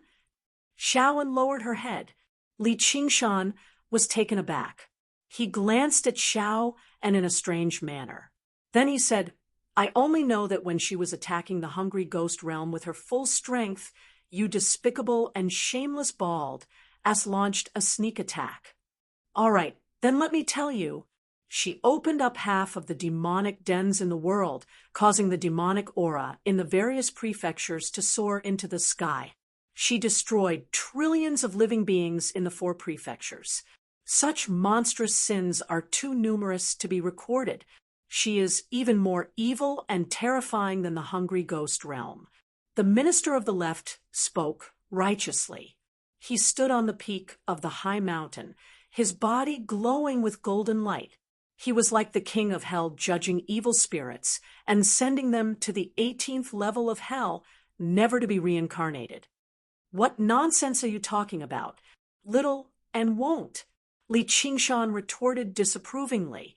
He felt that this kind of accusation was too ridiculous. He put his hand on Little N's shoulder, but felt that her body was trembling slightly. "If you don't believe me, then let your master confront me." The imperial advisor of the left took out the wooden fish with a wave of his hand. The wooden fish opened its mouth, and the unraging monk tumbled out. Just the nameless protective formation completely surpassed the Chan monastery of Devanaga in the past. Who knew how many tricks this holy land of Buddhism was hiding? Even if he was not afraid, it would still be troublesome. Wretched demon, how bold of you! How dare you protect the enemy of Buddhism and invade our lingua temple? The 7 treasure monk monarch bellowed. All the bells in the temple rang out with tremendous might, drowning out Li Qingshan's aura. Li Qingshan said sternly, "You bald donkeys are the bold ones. How dare you destroy my dwelling?" Destroy your dwelling? The 7 treasure monk monarch had almost forgotten about the tiny cave in the Chain Mountains. Only now did he remember it. "Are you talking about that barren mountain in the Chain Mountains?" Probably no one in the world believed that a tiny mountain with thin spiritual chi could be mentioned in the same breath as the Lingua Temple. Desolation my ass. There were clearly trees on that mountain. Li Qingshan flew into a rage. He took a step forward, and the ground shook. His body swelled up, and his skin turned a deep green. His feet turned into hooves, and his 2 ox horns stabbed towards the sky. His surging demon chi became even deeper and more restrained. Moo. An ox's cry seemed to rise up from the depths of the earth. In the blink of an eye, he had already turned into a great demon over 300 meters tall. He had ox horns, ox hooves, an ox head, and an ox tail. His eyes stared at the lingua temple covetously, if it were not for the fact that his body and arms still resembled those of a human. He basically seemed like a huge ox standing there. The ox-demon transformation of the 9 transformations of the demonic and divine abandoned his other transformation abilities and pushed the ox-demon transformation to the limit. After shattering his demon core and reforging his world, his figure was no longer as exaggerated as before, easily reaching several thousand meters in height. Instead, it was even more condensed and refined. The 8 monk monarchs communicated telepathically. "Be careful! That demon is coming. I have ordered all the monks to chant in the Hall of Great Strength. Even the demon monarch can forget about breaking through the formation. Let's see how a demon monarch like him is going to break through the lingua temple." The so-called formation was originally used to make use of the right time, place, and people to defeat the strong. Moreover, the lingua temple was a holy land of Buddhism. It also gathered the wishes of all the arhats in the world. A single cultivator would not be able to do anything to it. Even if one had extraordinary strength, he would not be able to afford it. Little and said, "Qingshan, I will go in and destroy the formation." "That is suicide." The abandoned fairy sword spirit shrieked. The hill temple was not the lingua temple, and a frontal attack was different from a sneak attack at night. "Since we have nothing to do with each other anymore, why should I listen to you? Whether you want to live or die, that's up to you. But even if you kill yourself right now, I'll send the entire lingua temple down with you." The unraging monk was rendered speechless. He let out a long sigh. This wretched disciple's wings had already become as tough as steel, so how could he still be affected by him? Or perhaps he had never been affected by him in the first place. "I'll count to 10. Li Qingshan powered the force field of Earth and lifted the lingua temple into the air. When he counted to 5, the lingua temple had already reached the same height as Dragon Head Mountain, about to enter the atmospheric wind layer. Even the feathered people's city amongst the clouds could not float in the atmospheric wind layer for long, let alone the lingua temple that had not been designed for this. Once the formation fell, just how many monks could withstand the atmospheric wind? There was no need for Li Qingshan to risk his life to destroy the formation. Borrowing the power of the world was enough. When he counted to 3, thousands of atmospheric winds had already slammed into the protective formation of the lingua temple, surging with golden light. Before the imperial advisor of the left could say anything, the emperor of Great Xia could no longer hold himself back. "Imperial advisor, I think the enemy of Buddha is very obedient to Li Qingshan. He won't slaughter wantonly anymore. The dead are already dead. They cannot be revived. We need their strength to fend off the hungry ghost realm right now." The officials all tried to persuade him as well. Apart from the Buddhist disciples, no one else had much of a concept of the enemy of Buddha. Even though Little N's actions were heinous, he had not targeted their own sect. Since they did not possess sufficient strength, it was best if they did not go looking for trouble. Cultivation was for longevity, not for upholding justice. Even with the might of the gods and Buddhas, they had yet to destroy the demon domain.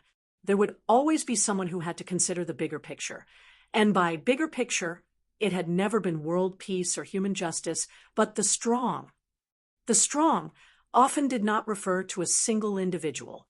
When a group of mediocre people gathered together, they could judge a genius as a madman just because there were so many of them. If they did not want to endure the reputation of being a madman, then they had to restrain themselves and consider the bigger picture. But now, Li Qingshan relied on himself to control the bigger picture. He bellowed out, "1. Stop." The imperial advisor of the left waved his hand and removed the restraints on the unraging monk. He sucked in a deep breath. Unraging, you can go. You're no longer a Buddhist disciple. The unraging monk stood up. He showed no joy or anger on his face. He bowed. You can beat me or kill me, imperial advisor, but you can't strip me of my identity as a Buddhist disciple. All living beings are disciples of Buddhism as long as they have Buddha in their hearts, even if they're the enemy of Buddha. All living beings were equal, and they could all become Buddhas. This was the principle of the Mahayana Buddhist Dharma. However, just like all the major principles of the world, if anyone really followed these principles, they would definitely end up badly battered and bleeding. They might even be rejected by their own kind. The imperial advisor of the left bellowed, "You piss off!" As soon as the unraging monk left the Dragon's Head mountain, an ugly monk flew over from afar and called out, "Master!" The unraging monk was surprised. Duoj. He was the little demon folk Li Qingshan had met in the demon suppression hall, as well as his second junior brother. Duoj had rushed to the vicinity of the Lingua Temple after learning the unraging monk had been captured, but he had no idea how to save him. He did not even know the unraging monk had been brought to the imperial court by the imperial advisor of the left. Only when Li Qingshan came to uproot the Lingua Temple did he follow, only to see the unraging monk being released immediately. He could not help but praise, "First senior brother, you really are a great evil after all." The corner of Li Qingshan's eye twitched.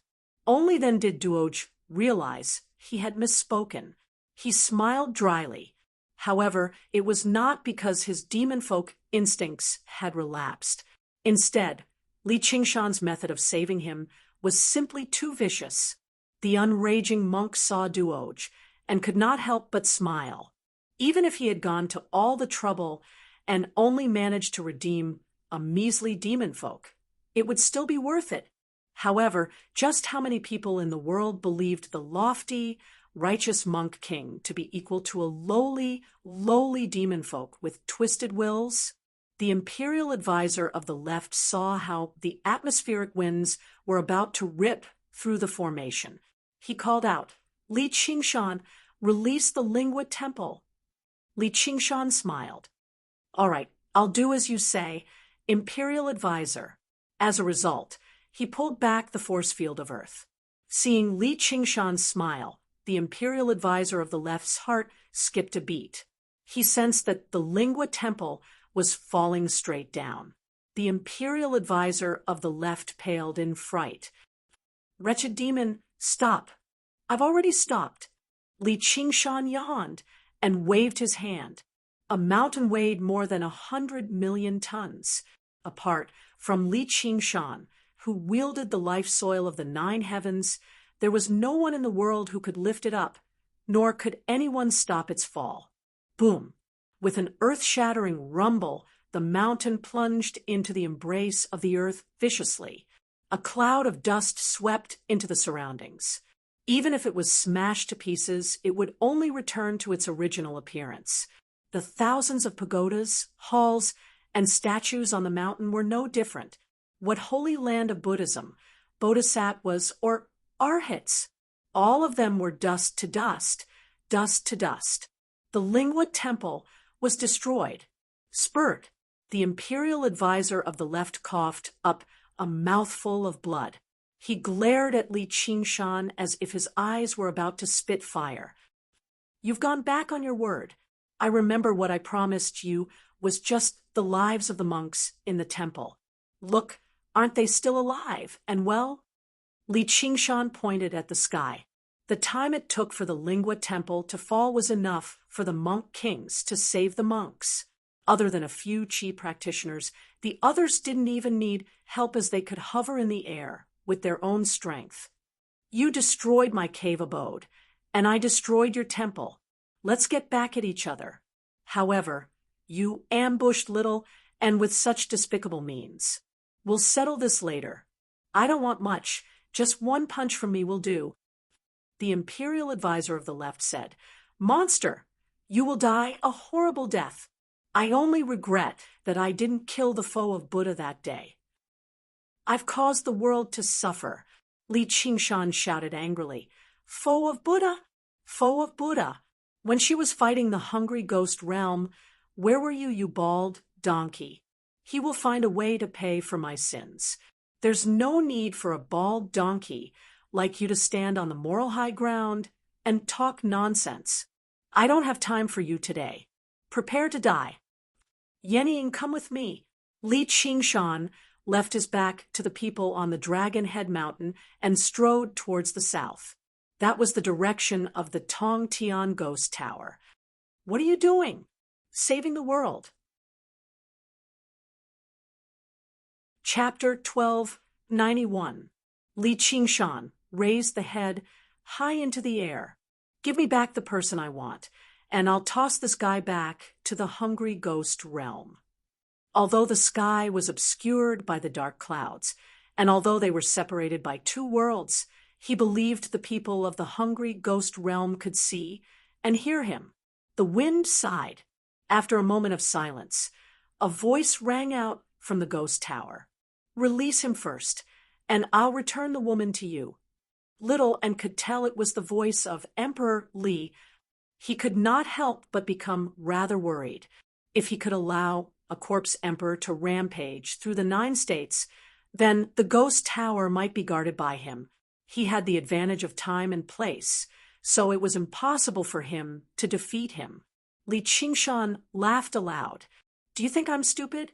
I trust you bunch of dead ghosts. If you don't release her, I'll kill her, and we'll part ways. Emperor Li said, then we'll exchange hostages at the same time, or we'll part ways. The hungry ghost realm can still afford to lose a corpse emperor, but unfortunately, there's only one mother. She'll probably have to suffer a little. Li Qingshan said, I refuse. If you don't release her first, don't even think about me releasing this guy. If you break your promise, wouldn't I be an idiot? You can keep that head of yours. Kuang Tianyu cursed Emperor Li inside, but he said nothing on the surface. In the end, he just closed his eyes and resigned himself to fate. They fell into a stalemate for a moment. Li Qingshan frowned. He was not familiar with the Dark Queen, but just the fact that she had saved little and made him want to save her regardless of the price, even if she was a stranger. However, the so-called exchange of hostages at the same time was a colossal trap. After the surprise attack just now, he had already deeply recognized the difference between them. It was impossible for them to compete on equal footing. Not only would the slightest mistake fail to save the Dark Queen, but they might even lose their lives. However, if this stalemate continued, they would only be able to watch the hungry ghost realm devour this world bit by bit, which was extremely disadvantageous to them. Gu Yenying said, Why don't I try? Little Anne's expression changed slightly. Why? Just now, saving her was just a matter of convenience. If he personally went to exchange the hostage, he would be taking a huge risk. Gu Yenying smiled and said, We're in the same boat. Little Anne said in a low voice, Thank you. Let Qingshan make the decision. Li Qingshan looked at Little and then at Gu Yenying, feeling a headache coming on. At this moment, Luo Ho and Little Ming had already figured out the cause and effect. Don't worry, this guy is a zombie. The hungry ghost realm will definitely save him. Kuang Tianyu opened his eyes slightly and glanced at Luo Ho Xiaoming. He was astonished. Where did this kid come from? The zombie clan was extremely rare. Someone outside the hungry ghost realm actually knows about it. Li Qingshan asked curiously, What's so great about zombies? I've even made a hole in a zombie. Luo Ho Xiaoming said disdainfully, It's just the same name. You're just someone who hasn't seen the world.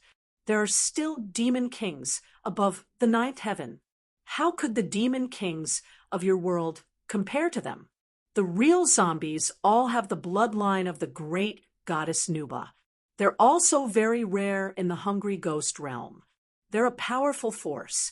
Otherwise, such a good thing as killing the descendants of white bones would not have fallen to him. Li Qingshan was amused and said to Kuang Tianyu, "I couldn't tell, but you're actually quite important." Kuang Tianyu's expression changed slightly and asked Luo Ho Xiaoming, "Who are you?" Luo Ho Xiaoming said, "You don't deserve to know. Qingshan, count 10 more. If the other side doesn't release him after the count, kill him."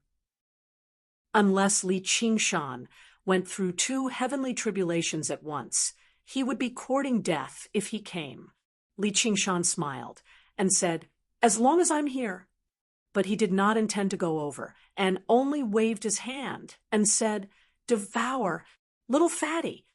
Crack!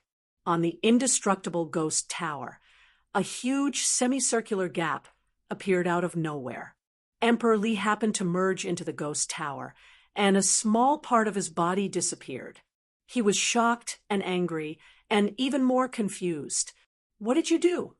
A strange dark blue tadpole-shaped creature appeared in the void, but its body was more than 10,000 times larger than a tadpole, and it almost bit the ghost tower in half with one bite. It was the great hero who helped Li Qingshan cross the void, Deep Blue Little Fatty. Originally, it was suppressed by the laws of the world and could only hide in the void, unable to do anything. But the location of the ghost tower was where the 2 worlds intersected, and the laws of the world were chaotic, so it was immediately released, and it could eat. Emperor Li was not the only one who could not understand. Even the eyes in the sky were stunned and frantically communicated. "What is that thing?" "It looks like a void-swallowing beast." "Why would a void-swallowing beast attack a world that is not destroyed?" "He tamed a void-swallowing beast." "That's impossible. Void-swallowing beasts have no so-called feelings, and they will never be threatened." All of this happened in the blink of an eye, and Emperor Li did not even have time to identify what it was before he activated the Fong of the Hungry Ghost and attacked Deep Blue Little Fatty with all his might. Beams of death light bombarded its body, but the void-swallowing beast was an extraordinary creature, and it was not so easy to kill. Ripples appeared on its body, but it was not damaged at all, as if even the death light had been devoured. Then it opened its mouth and took another bite of the ghost tower. Crack! The ghost tower broke in half, and Emperor Li let out a terrible scream, and was also seriously injured. The dark clouds in the sky shrank, and all the eyes in the sky disappeared, unable to peep into this world from the hungry ghost realm. The hungry ghost realm was the only world in the 6 paths of reincarnation that had the instinct to devour other worlds, and the ghost tower was its fong that pierced into its prey. But this time, the big glutton had met the small glutton, and its teeth had been bitten off. This was not to say that Deep Blue Little Fatty's ability to devour was stronger than that of the hungry ghost realm. If Deep Blue Little Fatty had entered the hungry ghost realm, it would probably have been devoured very quickly. But this was the 9 states, not the hungry ghost realm, and the ghost tower was a creation of the ghouls. Crack! Crack! Crack! The top half of the ghost tower fell, disappearing piece by piece in the air, devoured by Deep Blue Little Fatty. Then the bottom half of the tower was also devoured piece by piece, leaving only the base. Chapter 1292. Li Qingshan thought that he was lucky, if not for the Deep Blue Fatty. All the cultivators of the world would not have been able to destroy this towering ghost tower, even if they joined forces.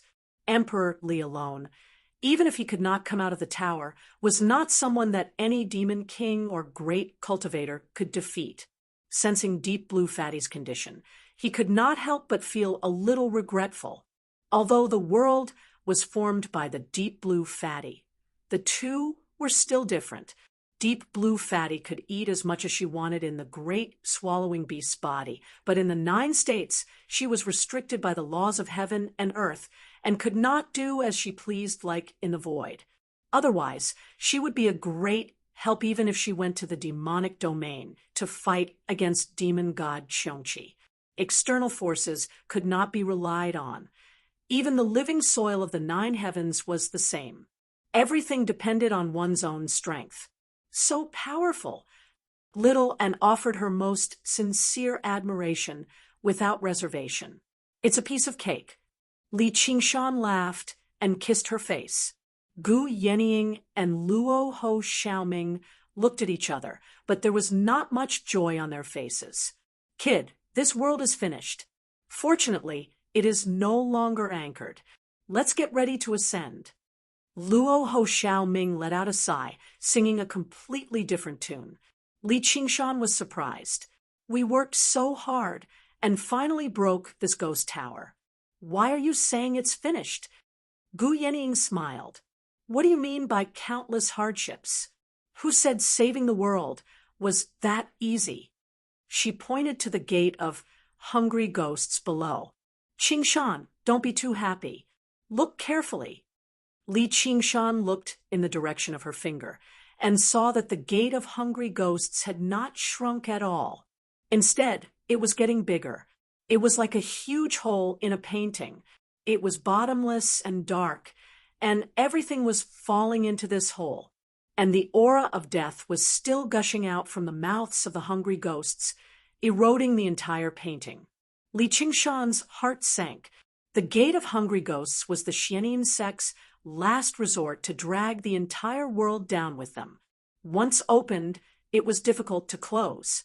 Even if the sky-reaching ghost tower was destroyed, such a huge gate of hungry ghosts could not be easily sealed. The 9 states were still slowly being devoured by the hungry ghost realm.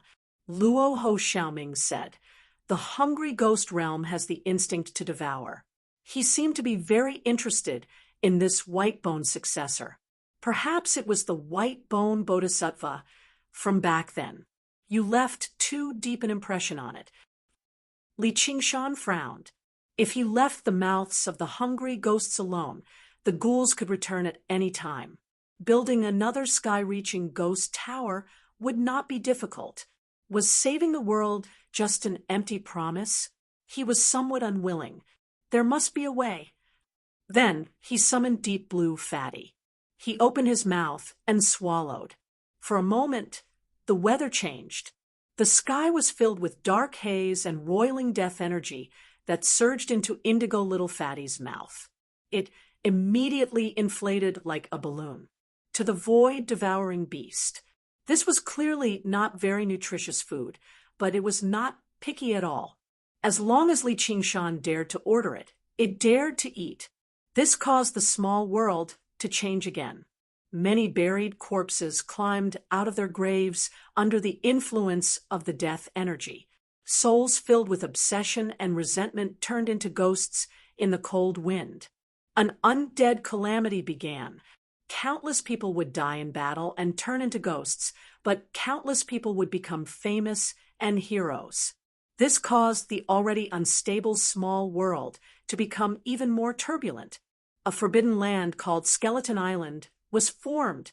Many years later, the world's #1 demonic sect was built, the Undying Sect. It brought about many more killings and battles. Li Qingshan felt a little emotional. Although he did not view mortals as ants, when the difference in strength reached a certain level, every word and action could cause a great impact. In order to save the lives of the 9 provinces, he let Deep Blue Fatty devour the death energy.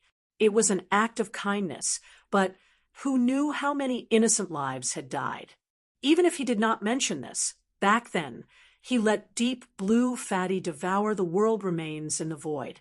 It turned into a meteor shower in the small world, causing countless earthquakes, tsunamis, and volcanic eruptions. How could there not be lives that died? This was not out of malice, but a good thing that was beneficial to many lives. Back then, he did not even feel the slightest bit sorry because it was too far away, too insignificant. He did not even know if he could save his own life. So how could he care about the lives of others? These emotions were just emotions. Li Qingshan had never regretted anything he did, and he could not be bothered to think about such complicated things. Sealing the gate of hungry ghosts was the most important thing right now. Although he did not have a way, there was someone who definitely had a way. Little Ming, you have to recover your cultivation as soon as possible. Yenying, help Little Ming collect azura fields. Little, and go. All right, stay by my side. We'll go ask the Banyan Tree King for a plan. Whether we succeed or not, we won't be staying in this world for too long. Gu Yenying said nothing more. She grabbed Luo Ho Xiaoming and left. Li Qingshan conjured another mirror clone and guarded the gate of hungry ghosts, commanding Deep Blue Fatty to prevent the hungry ghost realm from playing any more tricks. Afterwards, he flew back to the Mist Province with Little, and Qingshan, welcome back. As soon as Li Qingshan entered the Mist Province, the Banyan Tree King's voice echoed through the surroundings. The sea of trees rippled, and all the living beings in the sea of trees raised their heads. Yi Liubo walked out of the Shadow Palace and said to the infant in her arms proudly, "Listen, that's your father's name. Look at how impressive he is." The infant was still very young, but his pitch-black eyes shone brightly. He said clearly with his tender voice, "Daddy, Qingshan." In the Mist Capital, the king of Southern Yu had received news of Li Qingshan's return a long time ago. He even knew everything about him defeating the Corpse Emperor and destroying the Lingua Temple. At this realm of cultivation, information actually spread very quickly. When he heard the Banyan Tree King's welcome, he immediately took off into the air and hurried off to Towering City. The Green Province, the Cloud Province, the Harmony Province. His voice echoed through all the places where the Banyan Tree King had become a god, basically ringing through the entire 9 provinces. Everyone muttered this name inside. It would become a new legend. Rings of green light swept past the sea of trees, and all the banyan leaves trembled slightly. The Banyan Tree King was shocked and delighted. This knowledge was too important to him. Originally, when he heard Li Qingshan say that the Frost Prefecture Cauldron was gone, he was somewhat worried. Now he had no more worries. Even without the Frost Prefecture Cauldron, he was confident that he could become the god of the Frost Prefecture in a short time. In order to seize the time and let the Banyan Tree King become a god as soon as possible, Li Qingshan only transmitted the purest knowledge. The Banyan Tree King couldn't imagine what kind of adventure he had experienced in the void to obtain such a huge harvest. At this time, he didn't have any spare energy to imagine. He focused all his energy to digest this incomparably precious treasure of knowledge. Even with that being the case, it still took him 3 days and 3 nights before he finished transmitting the information. When Li Qingshan opened his eyes again, Little and the king of Southern Yu had already returned with the 2 cauldrons. Do I need to break them? That's exactly what I wanted. Chapter 1293. In that moment, the multicolored light shattered and passed through Li Qingshan's body. In a trance, the mountains, rivers, and the 4 seasons all fused into the tree. Every leaf glowed. Li Qingshan gained a new understanding of the laws of the world of the 9 states. Knowledge and experience could not replace power, but they were important cornerstones of power. In that case, only the Dragon Province Cauldron is left. At the peak of the Dragon Province, above the Temple of Heaven, a green vine rose into the depths of the sky. The wind was like an axe, but it could not cut off a single leaf. The sky-climbing vine seemed to grow in a different world. After reaching a height of tens of thousands of meters, it climbed into the air. Qian Rongji stood at the center of the Temple of Heaven. She felt pure spiritual energy surge into her body like never before. Coupled with the benefits she had obtained from the great Xia dynasty, she was about to break through the 3rd heavenly tribulation. All the officials of the great Xia dynasty looked up. A pair of cloud-patterned golden boots stepped out of the air and landed on a leaf. Everyone was shocked. Only the great Xia Emperor, the left and right imperial advisors, and a few others seemed to have understood. The others were also confused and did not know what was going on. The sky climbing vine was like a stairway to heaven. The leaves were the steps. A man walked down from the air. His face was blurred behind the crown, but his clothes were almost the same as the great Xiao Emperor's. He was even more graceful. On the temple of heaven, the real great Xia Emperor bowed deeply and lowered his head. "Welcome, ancestral emperor." All the officials said, "Welcome, ancestral emperor." Only the nation protector eagle god looked up, the wind and clouds in its eyes fluctuating. No one knew what it was thinking. The Skyfrost Wolf King in the distant Shuang province murmured, "Master." The man appeared completely out of the air and waved his hand. "Rise, my subjects." His voice was drowned out by the wind and thunder, like a stone thrown into a lake, stirring up waves. The wind raged and surged, forming many tornadoes. Bolts of lightning intertwined, forming a sea of lightning. The mountains shook. Dragon Head Mountain trembled violently. The ground was shaking and cracking. Lava spewed out of the cracks. Pillars of fire shot into the sky. The world was like an enraged beast. The wind was its roar, the lightning was its claws, and the fire was its teeth. He threw himself at the man. "What happened?" Li Qingshan stood on the great banyan tree and looked into the distance. The activity in the Dragon Province could be clearly sensed even from 50,000 kilometers away. He muttered, "Mystic light illuminates all." Pieces of the spirit turtle's profound shell overlapped.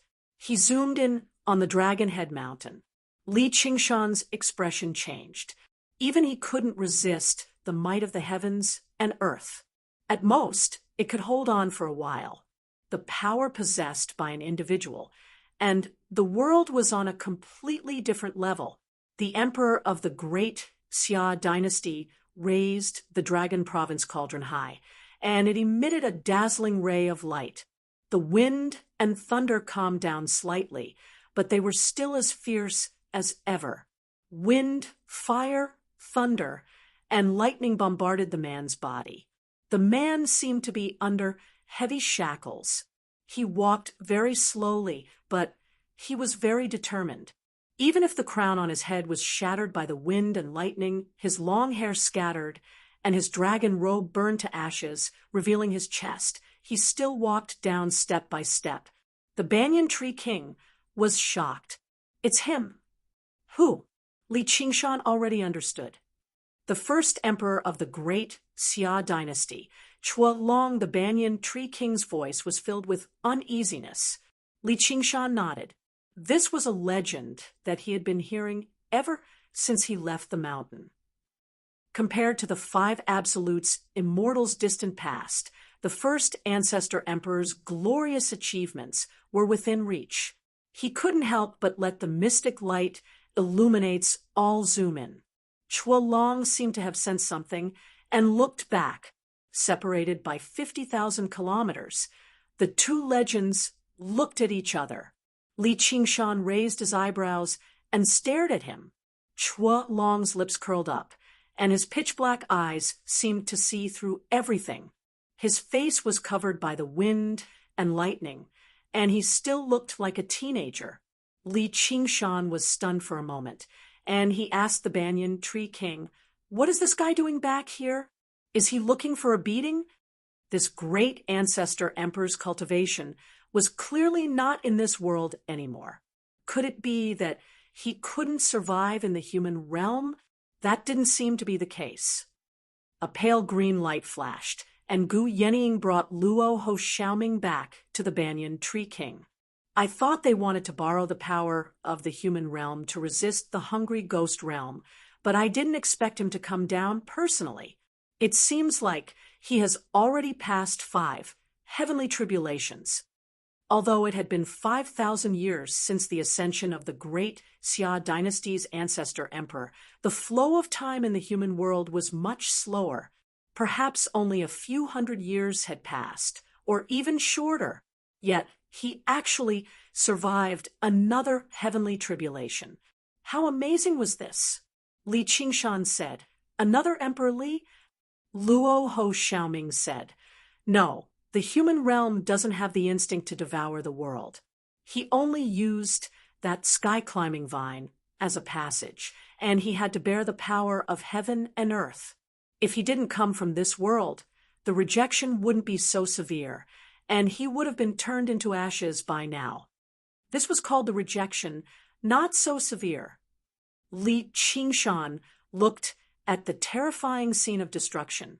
The rejection of the world of the 9 states was much more terrifying than that of a small world. It was simply a violent attack. In addition, there must be many invisible shackles and bad luck, and it was not something a single person could resist. The Banyan Tree King was silent for a moment, and suddenly seemed to have understood something. I have fallen into a trap. Li Qingshan was stunned. He had never seen the Banyan Tree King lose his composure like this. He had always looked like he had the pearl of wisdom in his hands. Even if there were occasional mistakes, it was not the fault of the battle. This feeling was as if Zhuge Kongming was in the middle of a battle and shouted, "Oh no, there's an ambush!" It was really strange. Before Li Qingshan could ask the Banyan Tree King what trap he had fallen into, the Taizu Emperor had already stepped on the heavenly altar. He was covered in wounds, and the dragon assembly formation that protected the great Xia imperial court was torn apart in the blink of an eye. Chapter 1294. Li Qingshan was very unconvinced. Why must you boost the morale of others and diminish your own? I think he suppressed his cultivation to below the 4th heavenly tribulation, which is why he can calm the might of the world. If they really fight, he might even be a little weaker than the Corpse Emperor. I'll go retrieve the Dragon Province Cauldron right now and assist you in becoming a god. The Banyan Tree King said, "Sai, you don't understand. Old friend, you've actually managed to obtain the cauldrons of 7 provinces. That's far beyond my expectations." Huolong's voice rang out through the profound light illuminates all. Li Qingshan was slightly surprised. He knew the profound light illuminates all could be seen and heard, but this innate ability had never been of much use. He had never seriously developed it either, yet his enemy had actually taken advantage of it first. Is everything going according to your plan? The Banyan Tree King thought back to when he first proposed to forge the 9 cauldrons, but he never expected himself to be caught in his own trap. How's that possible? Even true immortals can't achieve something like that. Huolong swiveled his eyes and stared at Li Qingshan. The young friend beside you has completely exceeded my expectations. There must be some powerful external interference. His gaze deepened, as if he wanted to see through Li Qingshan. Then he shook his head. Let's not talk about that. Out of the 72 demon kings, you're the one I respect the most. Unfortunately, our paths clash, so we're forced to be enemies. However, since you're an old friend, I'll leave you with a chance of survival. Li Qingshan clenched his fist. A mighty 10 demon king, half a god of the world, actually seemed like a piece of trash to him, someone he could destroy with a wave of his hand. The Banyan Tree King calmed down. Are you afraid I'll throw my life away? If throwing your life away was useful, why would you waste your breath on me? The Dragon Province leads the 9 provinces. The Dragon Province reigns supreme among the 9 cauldrons of the world. If you devoured the 8 provinces and spent a century to completely digest them, you might have a chance at victory. You've only devoured 7 provinces right now, and only the Mist Province has truly been assimilated. So why must you end your own life? Huolong fiddled around with the Dragon Province Cauldron. I still don't understand. Why did you return? Do you want to become the god of the world? But you could have done that 5,000 years ago. The Banyan Tree King was puzzled. Low-level worlds were of no use to powerful cultivators. With Chuolong's cultivation and pursuits, why would he return? What did he want? Luo Ho Xiaoming muttered, "Blessed Grotto Heaven." Someone actually knows. That's right, the 9 prefectures will become a paradise for my myriad phenomenon sect. Chuolong proudly said. Why would I, Chuolong, be trapped in a world and be some god of the world? Fellow Taoist, your wisdom is as vast as the sea, and no one in the world can compare to you. It's a pity that your knowledge is lacking and your ambition is lacking. As the saying goes, without ambition, one's wisdom is lacking. How can the path of cultivation allow you to shrink back like this? He raised the dragon province cauldron high, and the roar of a dragon resounded, shaking the heavens and earth. He turned into a golden true dragon and entered the dragon province cauldron. Dragon patterns appeared outside the cauldron, baring their fangs and brandishing their claws as they swam around the cauldron. Many unprecedented images appeared on the 4 cauldrons. There was the sea of trees of the Mist Province, the desert of the Scarlet Province, the grasslands of the Frost Province, the mountains of the Thunder Province, the images of the 8 provinces gathered in one cauldron. Every branch of the Banyan Tree King in the various provinces trembled as if they were fending off something invisible. Extremely magnificent colors wove together in the sky like an aurora, changing and flowing with every second. This was a clash between the laws of the world. Everyone gazed up, but they still had no idea what was happening. Li Qingshan did not understand the exact details, but at the very least, he understood something. The Banyan Tree King had been tricked. The Clam King of Mirage Sea and the Frost Feather Moth King's encounters were definitely not an isolated case. They could even be regarded as lucky survivors. This founding emperor, who knew how many demon kings and great cultivators had long since understood what the Banyan Tree King was thinking. The 9 cauldrons were not a shortcut to godhood, but a great trap instead. The other 8 cauldrons were bait, while the Dragon Province cauldron was a hook hidden within the bait. From the moment the Banyan Tree King devoured the Mist Province cauldron and became the god of the Mist Province, he had fallen into a trap. All he could do right now was shatter the Dragon Province cauldron. Li Qingshan flew up, about to make his way to the Dragon Province. An aerial root wrapped around his ankle, and the Banyan Tree King's voice rang out in his head. Qingshan, you can't do it. Don't walk right into a trap. It's a pity that I've let down your and little Anne's hard work. Fellow, you've gathered the power of 7 cauldrons. Can't you put up a fight? The formation of the Imperial Palace has already fallen, and I still don't care about those rotten fish on the mountain. I just need to last a while. That's exactly what he wants you to think. He wants to use this opportunity to eliminate you as a surprise. He personally forged the 9 cauldrons, and the Dragon Province cauldron is the core of the 9 cauldrons. I can't last for too long. I know your current strength completely surpasses Demon King's. I've also seen your battle against the Corpse Emperor, but this is different. If you don't go to the Dragon Province, he won't be able to do anything to you for some time. Go to the Frost Province and ascend quickly. The Banyan Tree King felt the fragments of the 9 cauldrons in his body surge, reassembling piece by piece, vaguely forming huge cauldrons. Even the Mist Province cauldron that had completely melted away was the same. Only the Frost Province cauldron had been devoured by the miniature world, so it was impossible for it to reassemble.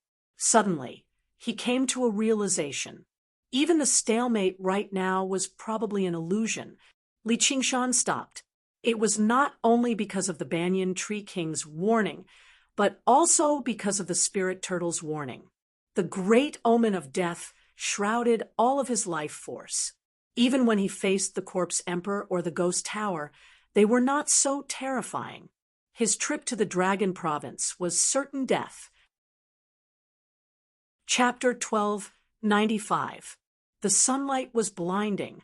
Without the cloud-like canopy, Towering City had already vanished, leaving behind a landscape riddled with holes. Countless demons, other folk, and barbarians cried out and fled. If they had not seen it with their own eyes, probably no one would have imagined so many living creatures and races existed in the sea of trees. Li Qingshan only gazed towards the north and said in thought, "The turtle dragon." Madame Tung knelt on the ground as tears rolled down her face, kicking up dust. Suddenly, she stood up. Her eyes were filled with hatred as she flew towards the Dragon Province. There was a white flash, and Little and blocked her way. "He's still alive." Madame Tung looked at the fruit of wisdom in her hand and extended her hands. She sensed the familiar aura hidden deep within the core. Only then did she gradually calm down. She revealed a sorrowful and gentle expression. Please give me the core." "Yeah." Little and immediately ingested the fruit of wisdom.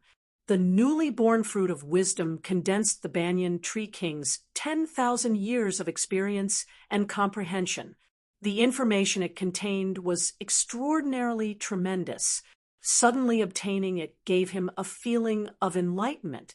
He was unable to digest it immediately. He placed the core in Madame Teng's hand. Madame Teng clenched it firmly as tears fell again. "We can't stay here for long. We need to plant this seed quickly. Let's go to the South Sea." Li Qingshan vaguely sensed a pair of eyes staring at him. He was also someone who had once been a god of the world.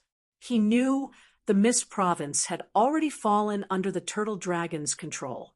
Gu Yenying asked, "Aren't we going to the Frost Province?" Li Qingshan said, "The Frost Province cauldron might be gone, but with what the Turtle Dragon is capable of, devouring the Frost Province is only a matter of time. That place isn't conducive to the growth of plants either. The climate of the South Sea is a little more suitable." Gu Yenying smiled. "Yes, and your old lover is there too, the Merfolk Queen." Li Qingshan looked at her in confusion. Even he had not considered this when such a great change had occurred. Gu Yenying shifted her gaze and looked at the sky. Li Qingshan had a playful look on his face. "Yes, I'm looking for my old lover."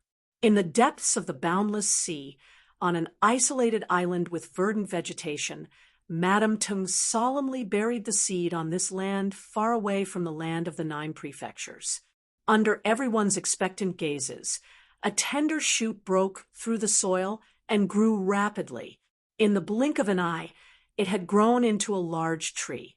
Naturally, it couldn't compare to Towering Sky City, nor could it compare to any of the branches in the past.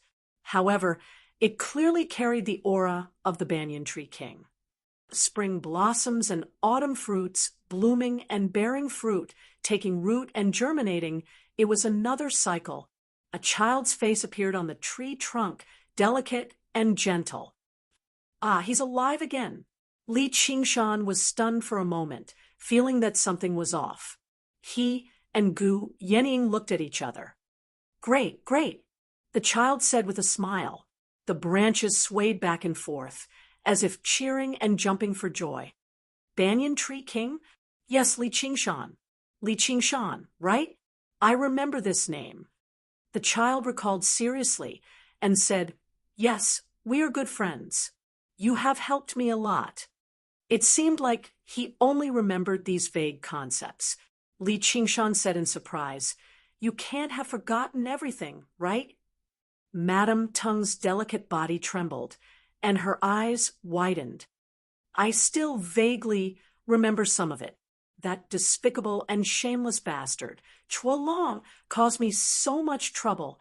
The child's face was filled with indignation, but there wasn't much resentment. On the contrary, he was filled with naivety. He said helplessly, There's nothing I can do. A seed can't contain so many memories, and it has to remember so many things related to cultivation. The other things are just SOSO. Li Qingshan was speechless. He understood that the innumerable Banyan Tree Kings were not only the source of the Banyan Tree King's power, but also the cornerstone of his wisdom. This time, all of them were destroyed, leaving only a seed. Most of the memories had disappeared along with it. Do you still remember me? Madame Teng walked forward and asked anxiously. The child frowned and stared at Madame Teng, speechless for a moment. I am. Madame Teng wanted to explain, but she didn't know where to start. The bits and pieces that they had spent together for thousands of years had already converged into a vast ocean. How many points would he have left now? She felt extremely sad, even more than when he wanted to kill her. The child murmured, "Strange, strange, so clear." The memories related to her occupied almost half of his current memories, even more than the memories related to cultivation. This was because a part of his memories was about the general situation of the land of the 9 prefectures and the complicated interpersonal relationships. Those were also very important to cultivation. The Banyan Tree King had once been very kind to many people. With so many monster kings and mutant kings under his command, as long as they gave him a little help, there would be endless benefits. A few monster kings of the giant lumbermen came along, expressing their loyalty to him and protecting his safety. Many other monster kings also came, and almost all of them were present. However, these memories were also vague and general. Even if they were added together, they couldn't compare to the memories of the golden-haired woman in front of him. Most of them were insignificant details and meaningless daily conversations. All of them were extremely clear, without a single bit missing. The child's face suddenly froze, as if he remembered something. With a face full of regret, he said, "I'm sorry. I'm an idiot. Please forgive me." His expression was so strange that tears almost fell down. Everyone was stunned. Li Qingshan scratched his head. The Banyan Tree King actually said that he was an idiot. Was there anything stranger than this in this world? Even the great schemer Chuolong admitted that his wisdom was unparalleled in this world. Moreover, even though the Banyan Tree King felt guilty towards Madame Teng, it was Madame Teng who insisted on blocking his way. No matter how guilty he felt, even if he had to choose 100 times, it would still be the same. But now, he actually looked so regretful. This was really too strange. Madame Teng was pleasantly surprised and threw herself at the tree. She hugged the tree tightly and said, "I forgive you." "Sigh, it's too tight." "All right, who asked you to be a vine?" The child said helplessly.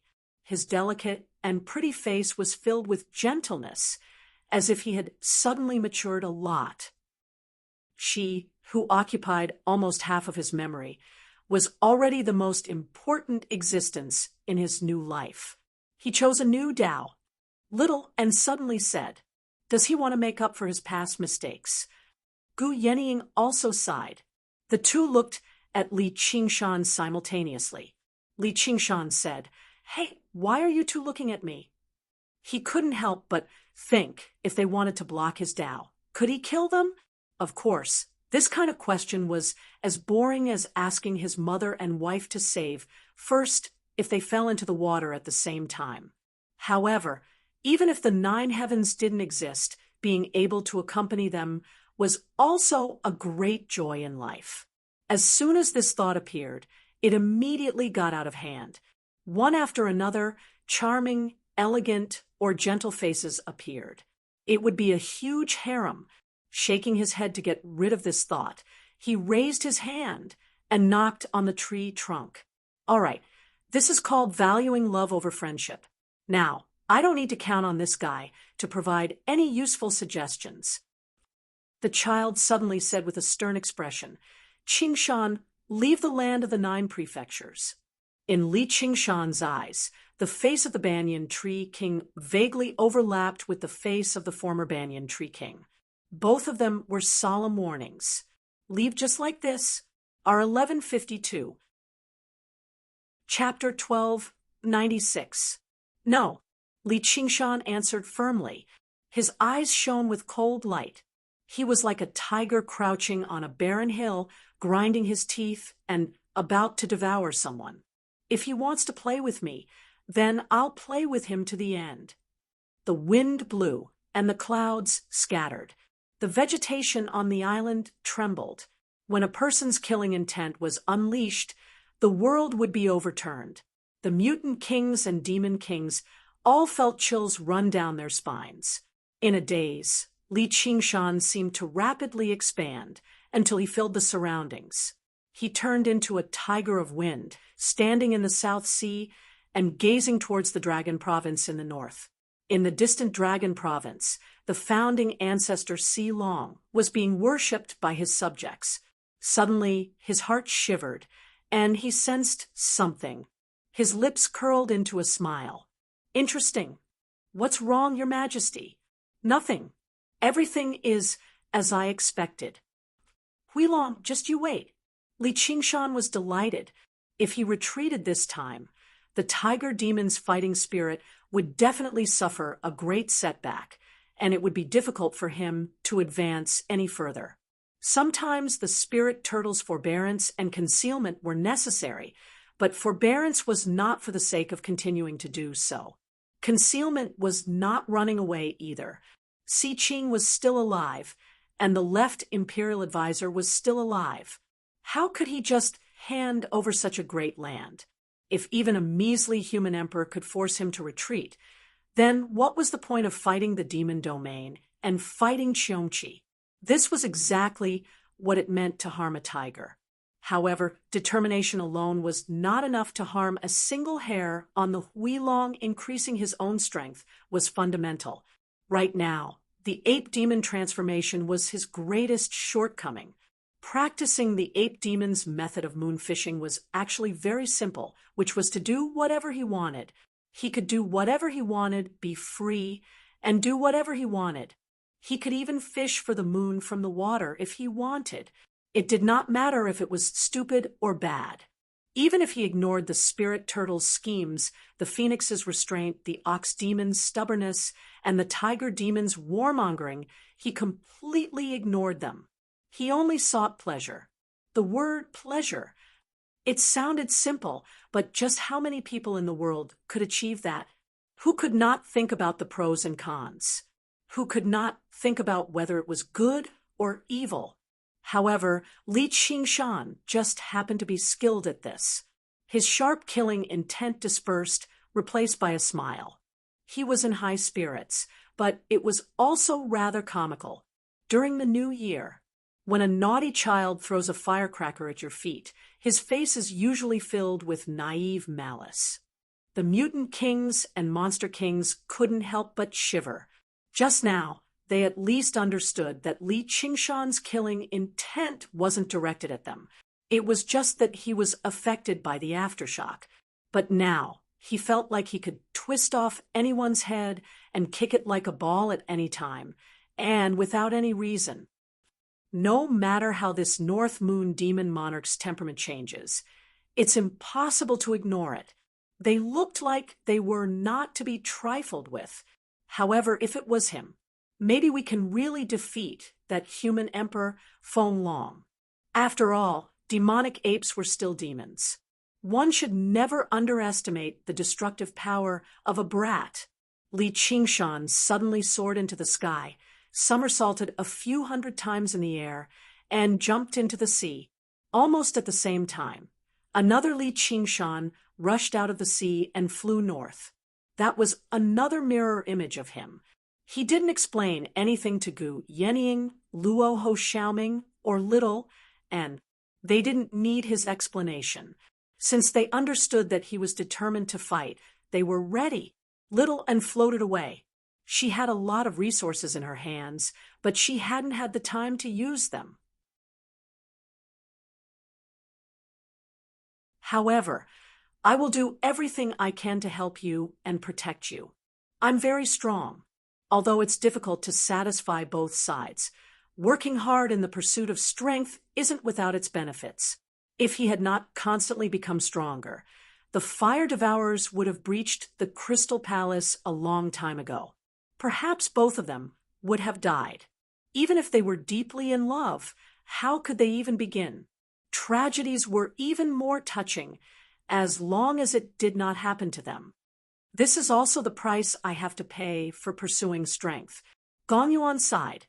If it were not for the fact that she practiced the all-water to ruins and, leaving behind a huge flaw in her heart, why would he have succeeded so easily?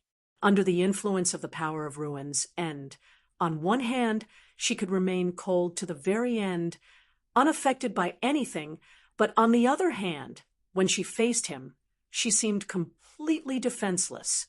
As a matter of fact, she even yearned for it instinctively. It was basically a predestined fate. When the tearing pain gradually subsided, she wrapped her arms around Li Qingshan's neck and took the initiative to kiss his lips. Due to her shyness, she seemed rather clumsy. Li Qingshan could finally attack, wantonly. An enchanting moan rang out by his ear. Under dual cultivation, their minds were connected, and their minds resonated. It was a great enjoyment beyond anything else. A long while later, Gong Yuan leaned against Li Qingshan's chest. She was exhausted and satisfied, actually seeming a little gentle. The influence of the power of ruins and had been pacified by the spirit turtle, so she displayed the natural tenderness of a mermaid. Li Qingshan caressed her smooth, slender back, moving all the way down, grabbing a mound of it. He could not help but move again. "Don't move," Gong Yuan said in annoyance. Her body was not as tough as his. She maintained this posture only because she was reluctant to part with him. "Then I'll go find someone else," Li Qingshan said with a smile.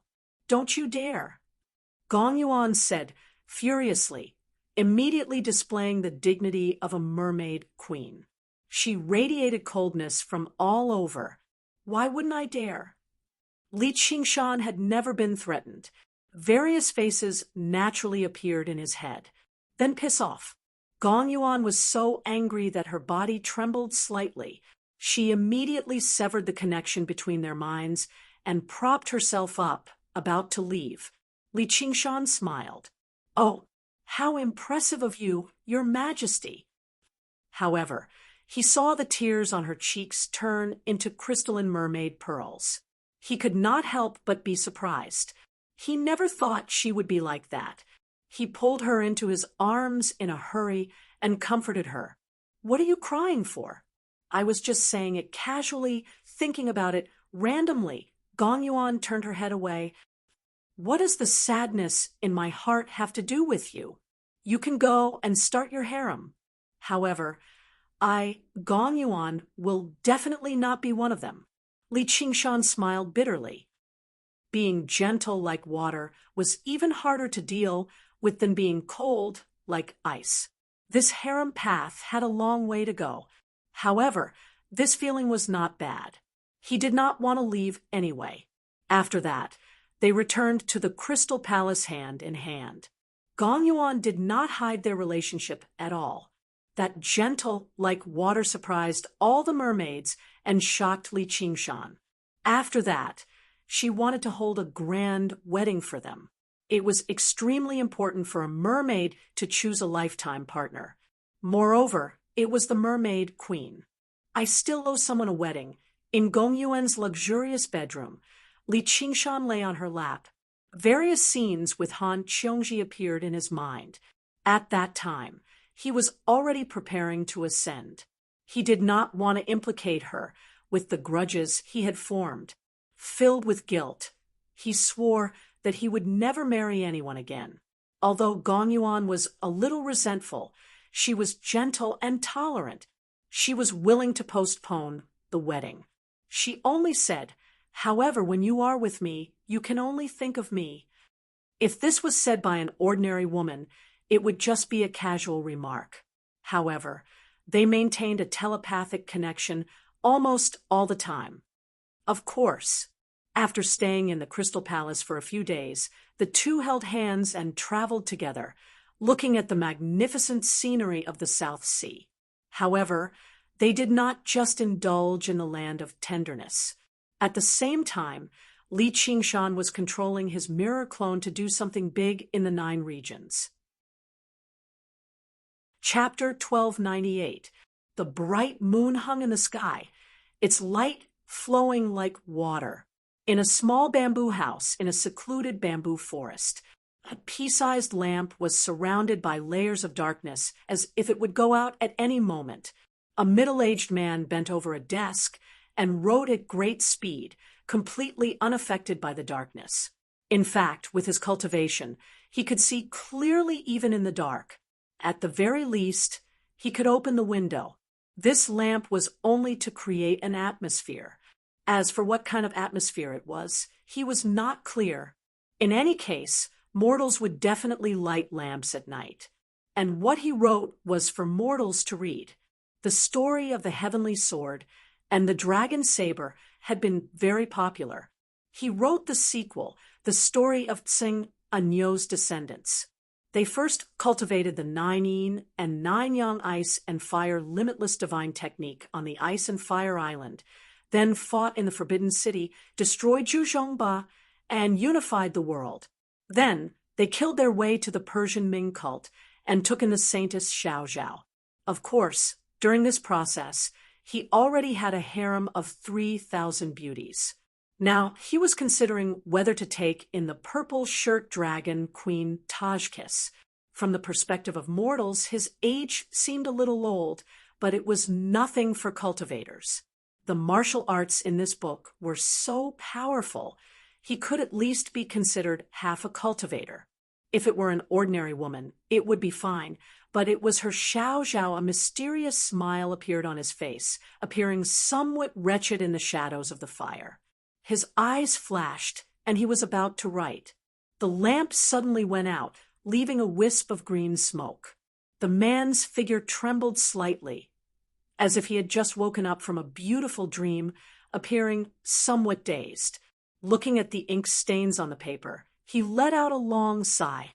He got up and pushed open the bamboo window, looking at the tranquil dragon snake lake with a very bleak expression. The bamboo forest had long died, and there were no fish in the lake. He was the only living person left on the dragon snake lake. If not for seeking inspiration, he would not have returned. Coincidentally, the change in the Hungry Ghost realm happened, so he activated the formation on the Cloud Wisp Island and hid here to write his book. He had quite a lot of inspiration, but even if he finished writing, how many people would read it? The world was in chaos. Novelists almost suffered a fatal blow. Poems could be recited alone, essays could be expressed, but novels had to be read, or it would be no different from daydreaming. Hey, what's that? He widened his eyes and saw a half-moon rise from the horizon. It was much bigger than the moon in the sky, but it was not as bright. It glowed with azure light. It did not fly out of the horizon, but grew larger and larger, as if it were a living creature. The man felt uneasy, just as he was about to slip away. He suddenly noticed that there seemed to be a figure standing on the half-blue moon. He looked closely and saw that the person had scarlet hair and scarlet eyes. The devilishly handsome man was none other than Demon King Northmoon. Qingshan, Lu Chuanfeng. Li Qingshan turned to look at him. Stepping on the half-blue moon, he arrived at the Dragon Snake Lake. Just now, Lu Chuanfeng discovered that the half-blue moon was indeed a living being. Its body was incomparably huge, and only a part of it was exposed, yet it was already as lofty as a mountain. One had to look up to see Li Qingshan, who was standing cross-legged on it. But it was also faintly discernible. Under the illumination of the moonlight, it was like a dream, making him wonder if he was dreaming. Otherwise, how could such a monster exist in the world? Li Qingshan said, "Come up." Lu Chuanfeng put away the manuscript and flew onto the back of the giant beast. He hesitated, not daring to step on it directly. He raised his head and looked up. The bright moon on the sea was too far away, so he leaped up. He used the demonic ape arms and slapped the sea surface with his palm. Huge waves surged into the sky, towering thousands of feet high like a mountain. He reached out and grabbed the air, the demonic ape absorption. This mountain of water condensed on the sea surface, looking magnificent and dreamy. A bright light flashed in Li Qingshan's eyes as he clenched his fist. Destroy! Boom! The mountain of water shattered, turning into mist that filled the sky, drifting with the sea breeze. Amidst the hazy mist, Gong Yuan's mouth opened slightly. She was also shocked by this shocking scene. She probably wouldn't be able to survive a single move from him. No demon king or grand cultivator in the world could survive a single move from him. Unknowingly, he had become so strong. This was the third mystical ability of the demonic ape space destruction. Of course, it didn't destroy the void, but rather it used the power of the void to destroy everything within it. Li Qingshan looked at his own hand and revealed a satisfied smile. He didn't use the 9-heaven life soil and relied purely on his own strength. Instead, he conveniently comprehended the demonic ape transformation and could transform into the demonic ape. The demonic ape arms greatly increased the power of the demonic ape's divine abilities, the demonic ape absorption to grab the enemy, and the demonic ape destruction to destroy the enemy. These 3 divine abilities were simply invincible. Once they were activated, they were formless and traceless. They couldn't be dodged and could only be taken head-on. When Li Qingshan's strength rose sharply, the mirror clone also rose along with it. Its demonic aura soared into the sky, and it didn't fear the might of heaven. Chuolong was also silent. Originally, he came to the 9 provinces with an incomparably relaxed state of mind, ready to harvest everything. Yes, he had this ability. Thousands of years ago, the various demon kings were already toyed with by him. Now that he had descended, even the Banyan Tree King, who had almost become a god, was annihilated with a flip of his hand, turning his 10,000 years of cultivation into ashes. However, this Li Qingshan was unreasonable, unable to be coerced, and difficult to measure. He was a smelly and hard rock blocking his way, and it seemed like it was going to grow bigger. However, his will was firm, and he had a well-thought-out plan. He wouldn't be frightened by such a small difficulty, no matter how many tricks one had, as long as one was still a demon king. There would be a limit. Fellow Taoist, fighting head-on like this won't do either of us any good. It will only increase the risk. Chuolong's voice turned gentle, dispersing the murderous aura between heaven and earth. If the Banyan Tree King hadn't lost his memory, he would definitely be extremely vigilant when he heard these words.